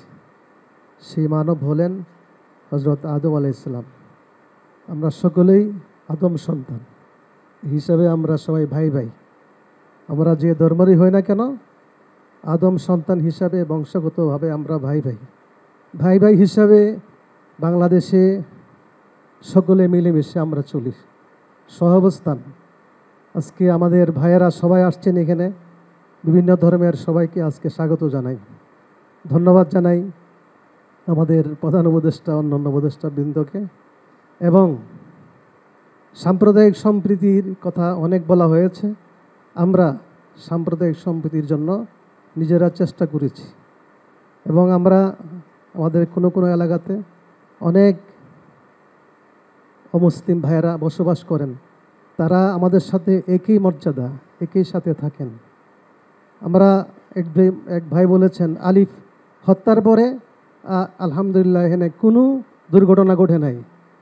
ওদিকে কোন জেলার মধ্যে দুইজন হাফেজে কোরআনকে নির্মমভাবে এই সংখ্যালঘু ভাইয়েরা হত্যা করেছে, তো সারা দেশে শান্ত পরিবেশ ছিল। এই জন্য সবাইকে ধন্যবাদ। তবে দেশের সম্প্রীতি নষ্ট করার জন্য, ঐক্য নষ্ট করার জন্য, দেশের বিরুদ্ধে যারাই ষড়যন্ত্র করবে তাদেরকে কঠিন হাতে দমন করতে হবে ঐক্যবদ্ধভাবে। আমরা হেফাজতে ইসলাম এবং সমস্ত উলামায়ে কেরাম সরকারের সাথে আছি, যে কোনো সহযোগিতা করার জন্য আমরা প্রস্তুত থাকবো ইনশাআল্লাহ। সবাইকে ধন্যবাদ। আসসালামু আলাইকুম ওয়া রাহমাতুল্লাহ। قال تعالى تعاونوا على البر والتقوى ولا تعاونوا على الإثم والعدوان. صدق الله العظيم. وقال رسول الله صلى الله عليه وسلم حب الإيمان الوطن حب الإيمان. صدق رسول الله صلى الله عليه وسلم. আজকের এই মহতী অনুষ্ঠানে যে বাংলাদেশের সমস্ত ধর্মীয় নেতারা, গুরুরা এবং আমাদের ওলামায়ে কেরাম, এদেশে 92% মুসলমান বসবাস করে এবং 6 থেকে 7% হিন্দু সম্প্রদায় বসবাস করে, মধ্য খ্রিস্টানরা বাকিরা। এখানে যে ইসলামের শিক্ষা, হুব্বুল ওয়াতন মিনাল ঈমান, এই হাদিস স্পষ্ট ঘোষণা করতে যে আমার দেশ, আমার মাটি, আমার জন্মভূমি, এটাকে ভালোবাসা ঈমানের অঙ্গ। এবং আমি যে বলছি প্রথম কোরআন শরীফের আয়াত, তাআওয়ানু আলাল ইসমি ওয়াল উদওয়ান, তোমরা ভালো কাজের সহযোগিতা করো, নেক কাজের সহযোগিতা করো, খারাপ কাজ থেকে ফিরে থাকো। আমাদের এই দেশটা দ্বিতীয় বৃহত্তম মুসলিম দেশ জনসংখ্যার দিক থেকে, কিন্তু এই দেশে সাম্প্রতিক সম্প্রদায়, অর্থাৎ আমরা হিন্দু, খ্রিস্টান, বৌদ্ধ, মুসলমান, আমরা সব একভাবে আছি, একই আমরা পরিবার, যেটা আপনি বারবার বলছেন আমাদের প্রধান উপদেষ্টা, আমাদের একই পরিবার। এখানে কার কোনো ধর্মীয় পরিচয় না, সে এই দেশের নাগরিক, এই দেশের সে সব কিছু এখানে থাকবে। কিন্তু বর্তমান যে পর্যায়ে আমাদের পার্শ্ববর্তী দেশকে দেখতেছি ভারত, যে তারা বিভিন্নভাবে এখানে উস্কানি দিচ্ছে, বিভিন্নভাবে ওখানে ওই যে আপনার ফ্যাসিস্ট হাসিনা সরকার ওখানে আছে, ওখানে বসে সব ষড়যন্ত্র করে কিভাবে দেশটাকে ধ্বংস করা যায়, কিভাবে দেশটাকে ক্ষতি করা যায়, এইটা সে করতেছে ওখানে বসে। এটা আমি আপনার মাধ্যমে অনুরোধ করব যে ভারত সরকারকে চাপ দেওয়া উচিত, তাকে তার বিচার বাংলার মাটিতে হবে, তাকে যেন ফেরত দেয়, কারণ সব ষড়যন্ত্র মূল হয়েছে সে। এখানে কোনো আমার হিন্দু খ্রিস্টান বৌদ্ধ ভাইরা সবাই বলতেছেন এখানে কোনো নির্যাতন হচ্ছে না, কোনো কিছু হচ্ছে না, কিন্তু মিডিয়াগুলো ভারতের অন্যান্য তারা আমাদের একটা মিথ্যা প্রচার করে, মিথ্যা সম্পূর্ণ মিথ্যা, সেখানে আমাদের বিব্রত করতেছে। আমরা সবাই এক, যেটা আমার পূর্ববর্তী ভাইরা বলছে যে আপনার দুর্গাপূজার সময় আমাদের ছাত্ররা, মাদ্রাসা ছাত্র, তারা সব জায়গায় পাহারা দিচ্ছে। এমনকি যে আপনি জানেন যে আমাদের চরবনি ইউনিয়ন বিশাল ইউনিয়ন, আমরা সেখানে মণ্ডপ করে দিছি। হিন্দুরা সবাই বলছে যে তারা যে চরবনায় কোনো আমাদের আইন শৃঙ্খলা রক্ষা দরকার নাই, এখানে পুলিশ দরকার নাই, আনসার দরকার নাই, বিডিআর দরকার নেই, কেন মানে এখানে চরবনায় হুজুরাই আমাদের জন্য রয়েছে। সেহেতু আমি আশা করি আমাদের উপদেষ্টা আছেন, প্রধান উপদেষ্টা এখানে আছেন, এই ব্যাপারে কঠোর ভূমিকা লাগে আন্তর্জাতিকভাবে, জাতিসংঘে, সব জায়গায়। এই যে ভারত আমাদেরকে অসুস্থিতে রাখছে, এটাকে আপনি যথাযথভাবে ব্যবস্থা নেবেন, কারণ আপনি আন্তর্জাতিক মানের সব জায়গায় গ্রহণযোগ্যতা আছে, আপনি শান্তিতে নোবেল পুরস্কার পেয়েছেন, এটা আমাদের গর্ব। আপনিই পারবেন ইনশাল্লাহ, আপনার নেতৃত্বে এদেশে শান্তি, সুখ এবং আগামী দিন যাতে এই দেশে আমরা সবাই একসাথে মিলে একই মায়ের ছায়ার তলায় একই মাটিতে বাংলাদেশ থাকতে পারে। সমস্ত নিবেদন থেকে আল্লাহ আমাদের হেফাজত করুন। আসসালামু আলাইকুম। সংক্ষেপে বলছি, মাননীয় প্রধান উপদেষ্টা, আপনাকে আমরা ধন্যবাদ, কৃতজ্ঞতা জানাচ্ছি। আমার নাম স্বপন বড়ুয়া চৌধুরী, আমি শতাব্দী প্রাচীন বাংলাদেশ বৌদ্ধ সমিতির ঢাকা অঞ্চলের সাধারণ সম্পাদক। সময় সংকীর্ণ, শুধু এইটুকু বলছি আপনাদের সবাইকে, আমরা যারা বৌদ্ধরা আছি, বিশেষ করে সমতলে চট্টগ্রাম, কুমিল্লা, কক্সবাজার, রামুসহ এখন যারা আছি, আমরা খুব ভালো আছি। আমাদের সাথে কারো কোনো সংঘাত হয় না, কেউ আমাদের কোনো অমঙ্গলের চিন্তা করে না। আমরা সবসময় চাই যে আমাদের দ্বারা যেন কারো কোনো ক্ষতিও না হয়। নিজে যদি আমি ঠিক থাকি, কাজেই অন্য একটা কিছু কেউ আমাকে আঘাত করবে, সেরকম আমরা অন্তপক্ষে সমতলের বৌদ্ধরা সেদের চিন্তা করি না। তো আমরা খুব ভালো আছি এবং এভাবেই যেন সামনে থাকতে পারি, সেটাই আমরা কামনা করছি। ধন্যবাদ। অনেক ধন্যবাদ। আমি খালি পরিচয় দিব। আমার নাম জনসন উমরি, গারো কামাল পুরোহিত। আমরা অনেক কথাই বলেছি, সবাই বলেছি, আর সমস্যাগুলো আমরা জানি। সবাই যে কথাগুলো বললো, কিন্তু একটা কথা কেউ বলে নাই, আমি এটা বলতে চাই। আমরা আজকে এখানে যারা উপস্থিত হয়েছি, আমরা নিজ নিজ ধর্মে, নিজ নিজ মন্দিরে, মসজিদে গিয়ে আমরা আমাদের সৃষ্টিকর্তার কাছে প্রার্থনা করব। যারা এই কাজ করে তারা যেন মন ফিরায়, যেন তারা আমাদের মতো ভালো হতে পারে, এবং আমাদের এই অন্তর্বর্তী সরকারকে যেন সৃষ্টিকর্তা সাহায্য দান করেন, যেন সুন্দরভাবে তারা যেন রাষ্ট্র পরিচালনা করতে পারে। সবাইকে ধন্যবাদ। আলহামদুলিল্লাহ ওয়াকাফা ওয়া সালামুন আলা ইবাদিহিল্লাযীনা ইসতাফা মা বা'দ। আলহামদুলিল্লাহ, প্রধান উপদেষ্টা, অন্যান্য উপদেষ্টা এবং উপস্থিত সকলকে আন্তরিক মোবারকবাদ। আমি খুব লম্বা কথা বলবো না, দুই তিনটা কথা। এক নম্বর কথা হইল যে আমরা ছোট থেকে একেবারে বাংলাদেশের স্বাধীনতার পর থেকে নিয়ে এই পর্যন্ত যা দেখছি, আমাদের দেশে ধর্মীয় সম্প্রীতির মধ্যে কোনো বড় ধরনের কোনো সমস্যা আছে এটা আমরা কখনো দেখিনি। যতটুকু আমরা বারবারই উপলব্ধি করেছি বিভিন্ন সময় বিভিন্ন কারণে, এটাকে সামনে এনে এর পিছনে অন্য কিছু উদ্দেশ্য থাকে, সেই উদ্দেশ্য সাধনেই এই বিষয়টাকে সামনে আনা হয়। এজন্য আমি রাষ্ট্রের, বিশেষ করে আমাদের গোয়েন্দা বিভাগ, তাদের মাধ্যমে বিষয়গুলা রাষ্ট্রের সর্বোচ্চ ব্যক্তির কাছে দ্রুত সময়ের মধ্যে সেই সমস্যাগুলা চিহ্নিত হয়ে তার প্রতিকারের জন্য যদি কঠোর ব্যবস্থাপনা গ্রহণ করা হয়, তাহলে এই ধরনের সমস্যা বারবার আসবে না। দ্বিতীয় বিষয়, ওই কর্নার থেকে মৌলানা সাহেব যে কথাটা বলেছেন যে আমাদের পার্শ্ববর্তী রাষ্ট্রে আমাদের সংখ্যালঘু মুসলমান ভাই বোনদের উপরে অব্যাহতভাবে যে ধরনের অত্যাচার, অবিচার, জুলুম চলছে, এই ব্যাপারে আমরা একজন নাগরিক হিসেবে, মানুষ হিসাবে তাদের জন্য যেভাবে সোচ্চার হওয়া দরকার, আমাদের এই ক্ষেত্রে দুর্বলতা আছে। যখন মানুষ নিজ দায়িত্বের ব্যাপারে অসচেতন হয় তখন অন্যরা তার উপরে চেপে বসে। এজন্য আমি এই বিষয়টার প্রতিও বিশেষভাবে দৃষ্টি আকর্ষণ করব। সেই সাথে বর্তমান সারা দুনিয়াতে মিডিয়া তথ্য এর মধ্য দিয়ে মানুষকে অনেক প্রভাবিত করে। অতএব বিভিন্ন মিডিয়ায় যে নেতিবাচক বিভিন্ন সংবাদ আসছে, রাষ্ট্রীয়ভাবে যদি যথাযথ গুরুত্বের সাথে এই বিষয়টার প্রতি নজর দেওয়া হয়, আমাদের জাতীয় মিডিয়া এবং আন্তর্জাতিক মিডিয়ার সামনে আমাদের দেশের বাস্তব চিত্র যদি যথাযথভাবে তুলে ধরার চেষ্টা করা হয়, তাহলে ইনশাআল্লাহ এটা অনেকটা আমরা কাটিয়ে উঠতে পারবো। আর সর্বোপরি দেশের জন্য, দেশের স্বাধীনতা সার্বভৌমত্ব রক্ষায় এবং দেশের মধ্যে যে সাম্প্রদায়িক সম্প্রীতি বাস্তবে আছে, এটা যেন কোনো ষড়যন্ত্রের মাধ্যমে বিনষ্ট না হতে পারে, এটার জন্য আমরা ঐক্যবদ্ধ ছিলাম, ইনশাআল্লাহ ঐক্যবদ্ধ আছি, ঐক্যবদ্ধ থাকবো।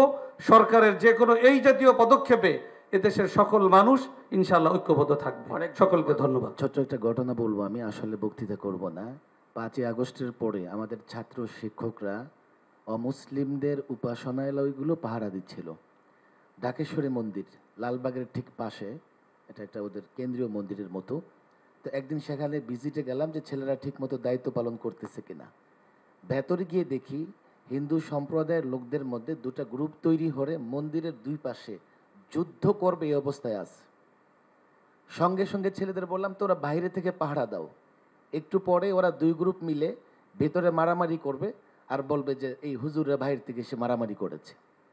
সঙ্গে সঙ্গে ওই অঞ্চলে আমাদের সেনাবাহিনীর যে দায়িত্বশীল ব্যক্তি ছিলেন তাকে বলবো, আপনি আসেন, এখানে তো ভয়াবহ পরিস্থিতি।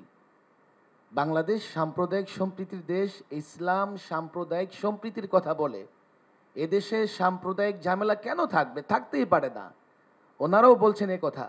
প্রতিদিন বাংলাদেশের 3টা 4টা এক একজন আলেম এখানে 10-20 হাজার লোকের সামনে বক্তৃতা করে। যেখানেই যাচ্ছি সংখ্যালঘু অমুসলিম ভাইদের সঙ্গে বসছি, কেউ অভিযোগ করছে না। মূলত পাবলিক টয়লেট থেকে পার্লামেন্ট পর্যন্ত সর্বত্র ফেসিবাদ প্রতিষ্ঠা করেছে পলাতক সরকার। আজকে ঝামেলাগুলো হচ্ছে সব জায়গায় ফেসিবাদ প্রতিষ্ঠা হয়েছে এবং সেই জায়গা থেকেই ফেসিবাদ প্রতিরোধ করবার লোকজন তৈরি হয়ে গেছে। এই গণ্ডগোলগুলো ধর্মের কারণে নয়, ধর্মের কারণে হতেই পারে না। তারপরেও আমি বলবো, আমরা সরকারকে সহযোগিতা করছি। অমুসলিম নেতৃত্ব যারা আসছেন আপনারা বলবেন, আমরা সরকারের পাশাপাশি বাংলাদেশের যেখানেই আপনারা নিরাপত্তাহীনতায় ভুগবেন, আমরা আপনাদের পাশে দাঁড়াবো। শ্রদ্ধেয় উপস্থিত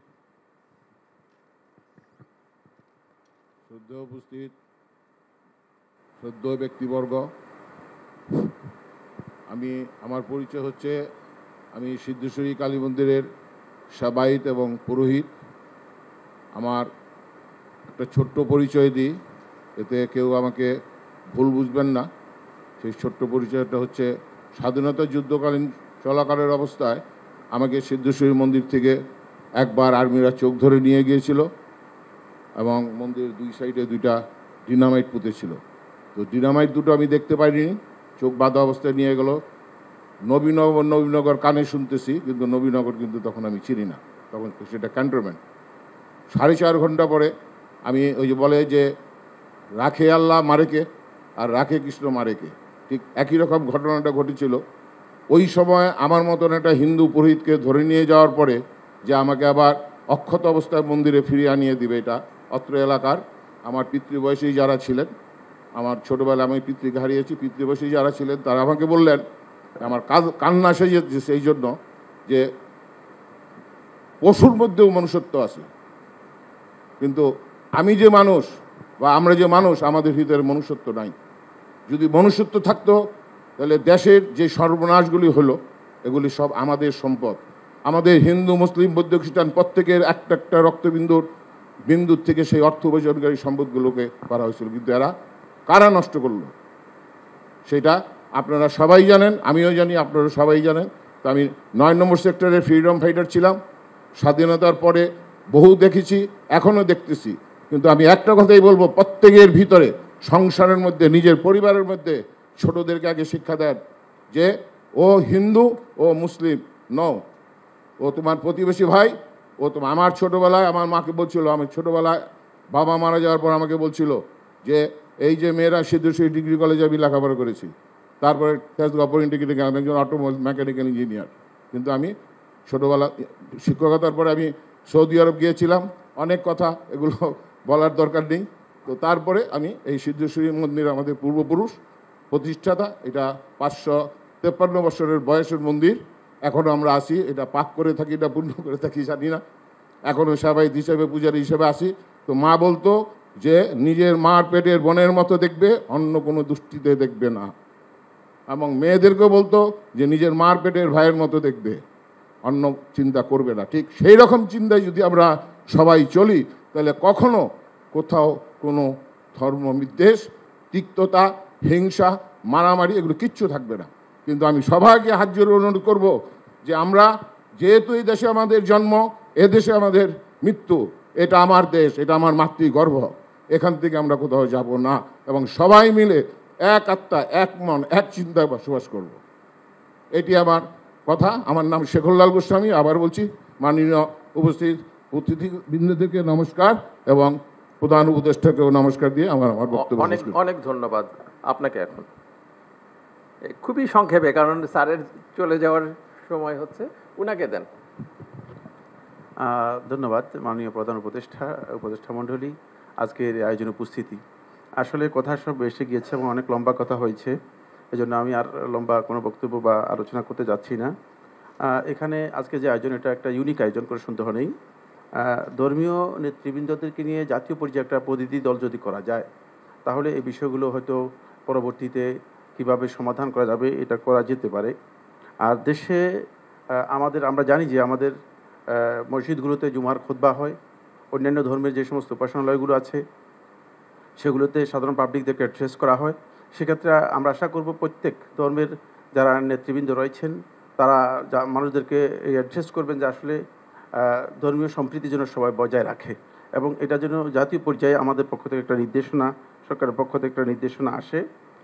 এরপরে যে বিষয়টি অত্যন্ত গুরুত্বপূর্ণ, সেটা হলো মিডিয়াগুলোতে সম্প্রীতি সংলাপ একটা ব্যবস্থা করা যেতে পারে কিনা, সেটা আমাদের একটা প্রস্তাব আছে, যাতে করে সেটা করা যেতে পারে। আর সর্বশেষ যে বিষয়টি আমি দৃষ্টি আকর্ষণ করব, সেটা হচ্ছে আসলে এই দেশে সহিংসতা, অনেকে বলেছেন আমরা অনেক সহিংসতা দেখতে পাচ্ছি বা দেখছি, সহিংসতা আমরা দেখি নাই, তবে আমরা একটা সহিংসতা দেখেছি, সেটা হচ্ছে যখন অ্যাডভোকেট সাইফুল ইসলামকে হত্যা করা হয়েছে।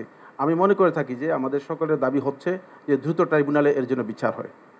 অনেক ধন্যবাদ। বলতে চেয়েছিলেন। শুভ সন্ধ্যা। আমি বুদ্ধানন্দ মহাতেরো, সহসভাপতি বাংলাদেশ বুদ্ধিস্ট ফেডারেশন এবং উপাধ্যক্ষ আন্তর্জাতিক বৌদ্ধ বিহার। আমি প্রথমেই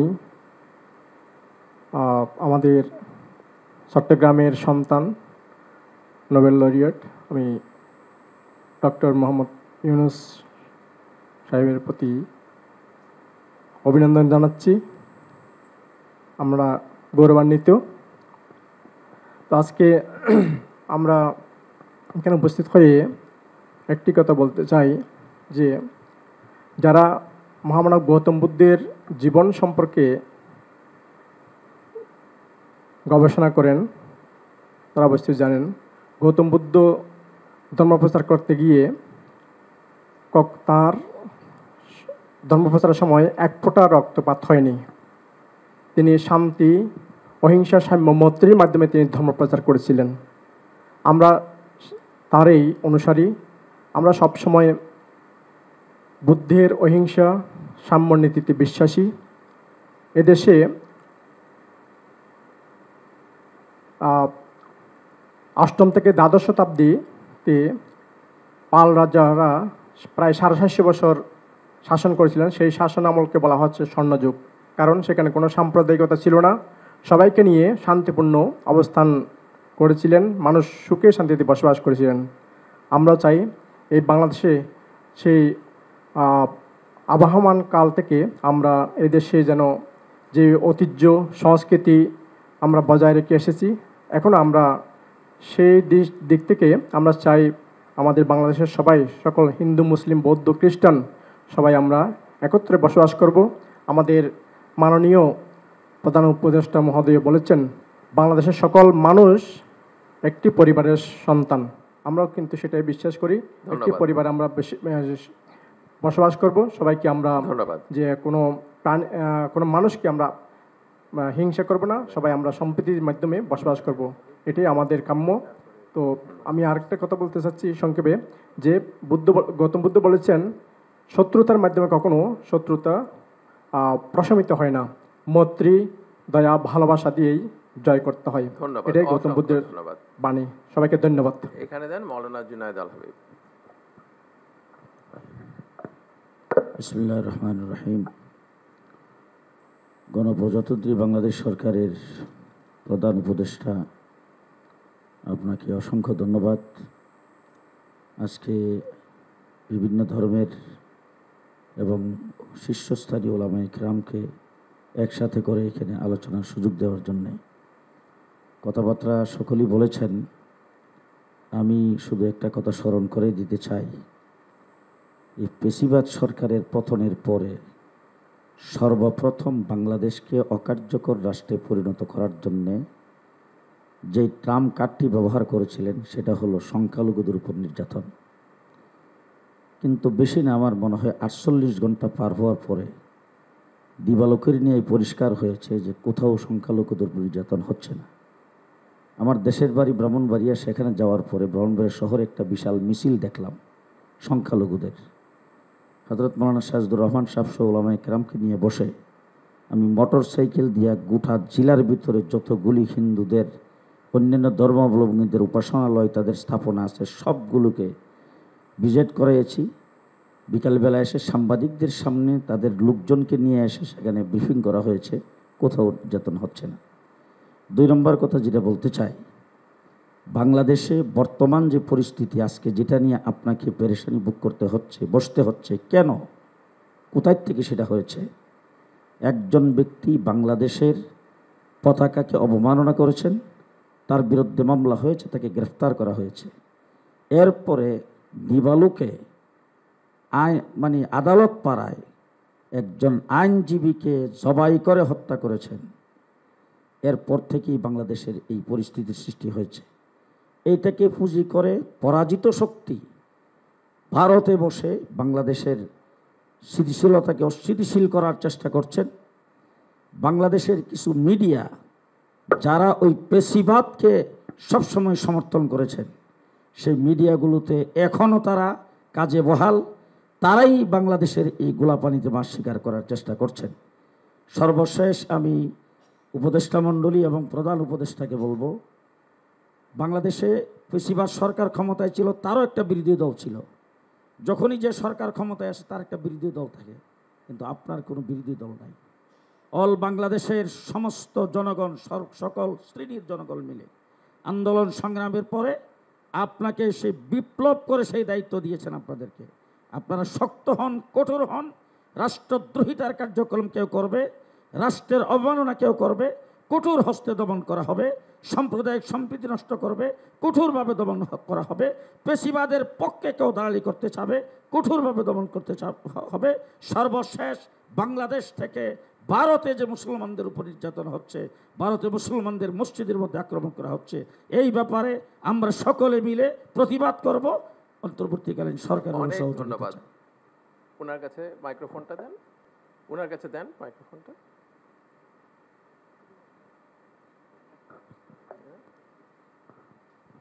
আজ অত্যন্ত গুরুত্বপূর্ণ একটা বৈঠক। আমাদের বাংলাদেশের সম্মানিত প্রধান উপদেষ্টা, যাকে নিয়ে আমরা গর্ব করি, যিনি শান্তি পুরস্কার প্রাপ্ত, চট্টগ্রামের কৃতি সন্তান, বাংলাদেশের এই মাটির মানুষ, সোনার আহ্বানে আজকে আমরা এখানে যারা এসেছি সবাই অভিজ্ঞ, বিভিন্ন প্রতিষ্ঠান, শিক্ষা প্রতিষ্ঠান, ধর্মীয় প্রতিষ্ঠান, সামাজিক কর্মকাণ্ডের মধ্যে নিজেকে নিয়োজিত রেখেছেন। এবং এখানে যারা এসেছেন প্রত্যেকটা মানুষ অত্যন্ত গুরুত্বপূর্ণ। আমি প্রধান উপদেষ্টাকে আন্তরিকভাবে মৈত্রীচিত্তে আশীর্বাদ জানাচ্ছি, উনি দীর্ঘজীবী হোক। ওনার সুন্দর চিন্তাধারা, ভবিষ্যৎ পরিকল্পনা যেন সবাইকে নিয়ে বাস্তবে রূপায়িত করতে পারে, সেই শক্তি, সাহস, বুদ্ধি, মেধা ওনার মধ্যে জাগ্রত থাকুক। এখানে যারা এসেছেন প্রত্যেকের কথা এত ভালো লেগেছে, বলার অপেক্ষা রাখে না। এই কথাগুলো যদি আমি আপনি মানবীয় জীবনে যদি প্রতিফলন ঘটাতে পারি, এই দেশ হবে সোনার বাংলা, এই দেশের মানুষ হবে সত্যবাদিতা, এই দেশের মানুষ হবে ন্যায় পরায়ণ আদর্শের ভূমিকা রেখে এই দেশকে চিরসুন্দর জাগ্রত রাখবে, পৃথিবীর মধ্যে প্রকাশ করবে, পরিচয় লাভ করবে বাংলাদেশ একটা ভালো মানুষের আবির্ভাব। অনেক ধন্যবাদ। যাহা ঘটে তাহা রটে। সব কিছু সত্য বলবো না, আবার সব কিছু মিথ্যা বলবো না। আমি সবাইকে আহ্বান জানাবো, আমরা যারা ধর্মগুরু আছি বৌদ্ধরা, আমাদের কাছে যারা আসেন আমরা তাদেরকে বলি, বড়দেরকে শ্রদ্ধা করো, সম্মান করো, নীতি আদর্শ নিয়ে চলো, ছোটদের প্রতি স্নেহ ভালোবাসা প্রদর্শন করো। মাকে মা হিসাবে, মাসি হিসেবে, দাদু হিসেবে জানো, দেখবে তুমি একদিন বড় হবে, তুমিও সম্মান, শ্রদ্ধা, স্নেহ ভালোবাসা পাবে। এই নয় আমি বড় আপনি ছোট, কাকে ছোট করে দেখার কোনো অবকাশ নেই। সেই ছোট ছেলে একদিন বড় হবে, রাষ্ট্রনায়ক হবে, সমাজপতি হবে, একজন বিদ্বান হয়ে বাংলাদেশের গৌরব বর্ধিত হবে। সুতরাং সবাইকে আহ্বান জানাবো, যারা ধর্মগুরু আছেন, আমরা যারা আছি, আপনাদের কথা যেভাবে শুনবে আমাদের কথা শুনবে। সবসময় এইভাবে বলবেন, তুমিও মানুষ, আমিও মানুষ, তোমার রক্ত লাল, আমার রক্ত লাল, আমার মধ্যে ব্যতিক্রম নাই, কিন্তু আচরণগত যেন খারাপ কিছু পরিলক্ষিত না হয়। আপনাদের দ্বারা ধর্মগুরুদের অনেক কিছু হবে, এই কথাটা সত্য। এটা যদি মাথায় রাখি তাহলে উনি যে আজকে আমাদেরকে প্রধান প্রদর্শক, যেই উপদেষ্টা, যেভাবে আহ্বান জানিয়েছেন, সেই ওনার মানে চিন্তা চেতনা, আগমন অর্থাৎ আলোচনা সার্থক হবে। আমার নাম হচ্ছে ধর্মমিত্র মাহাতেরো, বিহারাধ্যক্ষ, সচিব, chief about international Buddhist monastery, Merul Badda, Dhaka. ধন্যবাদ, ধন্যবাদ, অসংখ্য ধন্যবাদ। এখন আন্দরকিল্লা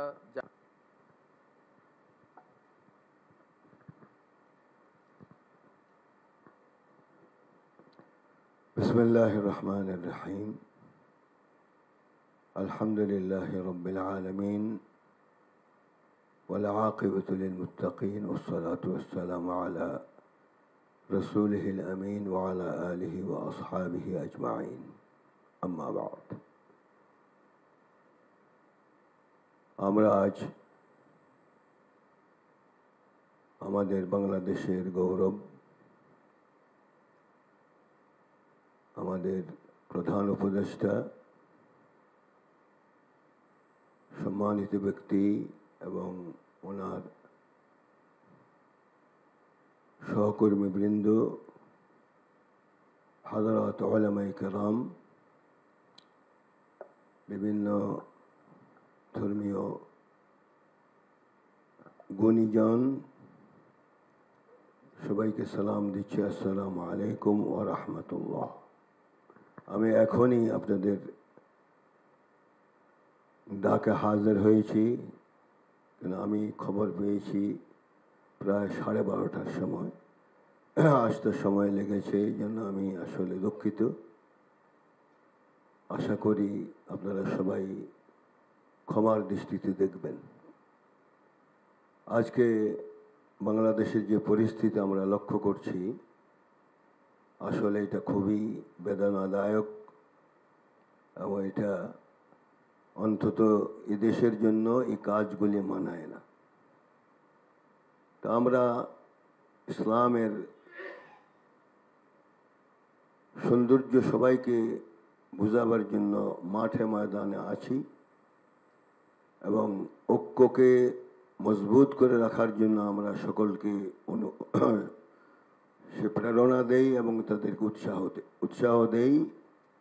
কারণ আমার আন্দরকিল্লা মসজিদের কাছেই হলো চট্টগ্রামের সবচেয়ে বড় পূজা মণ্ডপ। প্রত্যেক জুমায় আমি মানুষকে, মুসাল্লিদেরকে অনুরোধ করি যেন প্রত্যেকের ধর্ম প্রত্যেকে পালন করতে পারে, সেই সুযোগ সবাইকে দিতে হবে। এবং আমাদের ঐতিহ্যশাহী মসজিদ, যেটার বয়স হলো প্রায় 500 বছর আগের, এই মসজিদের মুসাল্লিদের থেকে আজ পর্যন্ত কোনো অপ্রীতিকর ঘটনা আমরা ঘটেছে এটা দেখিনি। এবং হিন্দু ভাইদেরকেও আমরা সেখানে নিরাপদ থাকার জন্য আমরা তাদেরকে পরামর্শ দিয়েছি এবং আমরাও চেষ্টা করেছি কোনো রকমের বিশৃঙ্খলা যেন এই দেশে না হয়, কারণ এই দেশ নতুন করে পেতে অনেক মায়ের কোল খালি হয়েছে, অনেক সন্তান ভবিষ্যৎ যাদের উপরে মা বাবার ছিল, আকাঙ্ক্ষা ছিল, তারা আজ পৃথিবীতে নাই। তারা নিজের জীবনের বিনিময়ে, রক্তের বিনিময়ে আমাদেরকে নতুন বাংলাদেশ উপহার দিয়েছে। এই দেশকে হেফাজত করা আমাদের প্রত্যেকের দায়িত্ব। আমরা যদি দায়িত্ব পালন না করি, আইন্দাল্লাহ, আল্লাহর দরবারে প্রথম জবাব দেওয়া লাগবে। এই জন্য প্রধান উপদেষ্টা মহোদয়কে আমি বলবো, আশ্বাস দিব, ইনশাআল্লাহ বাংলাদেশের উন্নয়নের জন্য, হেফাজতের জন্য, সবকে একত্রিত করার জন্য সরকার যে পদক্ষেপ নেয়, চট্টগ্রামবাসী আপনার সাথে আছে। যে কোনো মূল্যে আমরা আপনার সাথে থাকব ন্যায় প্রতিষ্ঠার জন্য। অন্যায় কাজে আমরা কোনো দিন কাউকে সহযোগিতা করি নাই, করবও না। এটি হলো ইসলামের আইন, তাআওয়ানু আলাল বিররি ওয়াত তাকওয়া ওয়া লা তাআওয়ানু আলাল ইসমি ওয়াল উদওয়ান। ভালো কাজে সহযোগিতা করে, এটা আল্লাহর আদেশ। অসৎ কাজ থেকে বিরত থাকো, এটাও আল্লাহর আদেশ। এই জন্য আমরা আমাদের মন থেকে আজ বলছি, প্রধান উপদেষ্টা আমাদের চট্টগ্রামের গৌরব।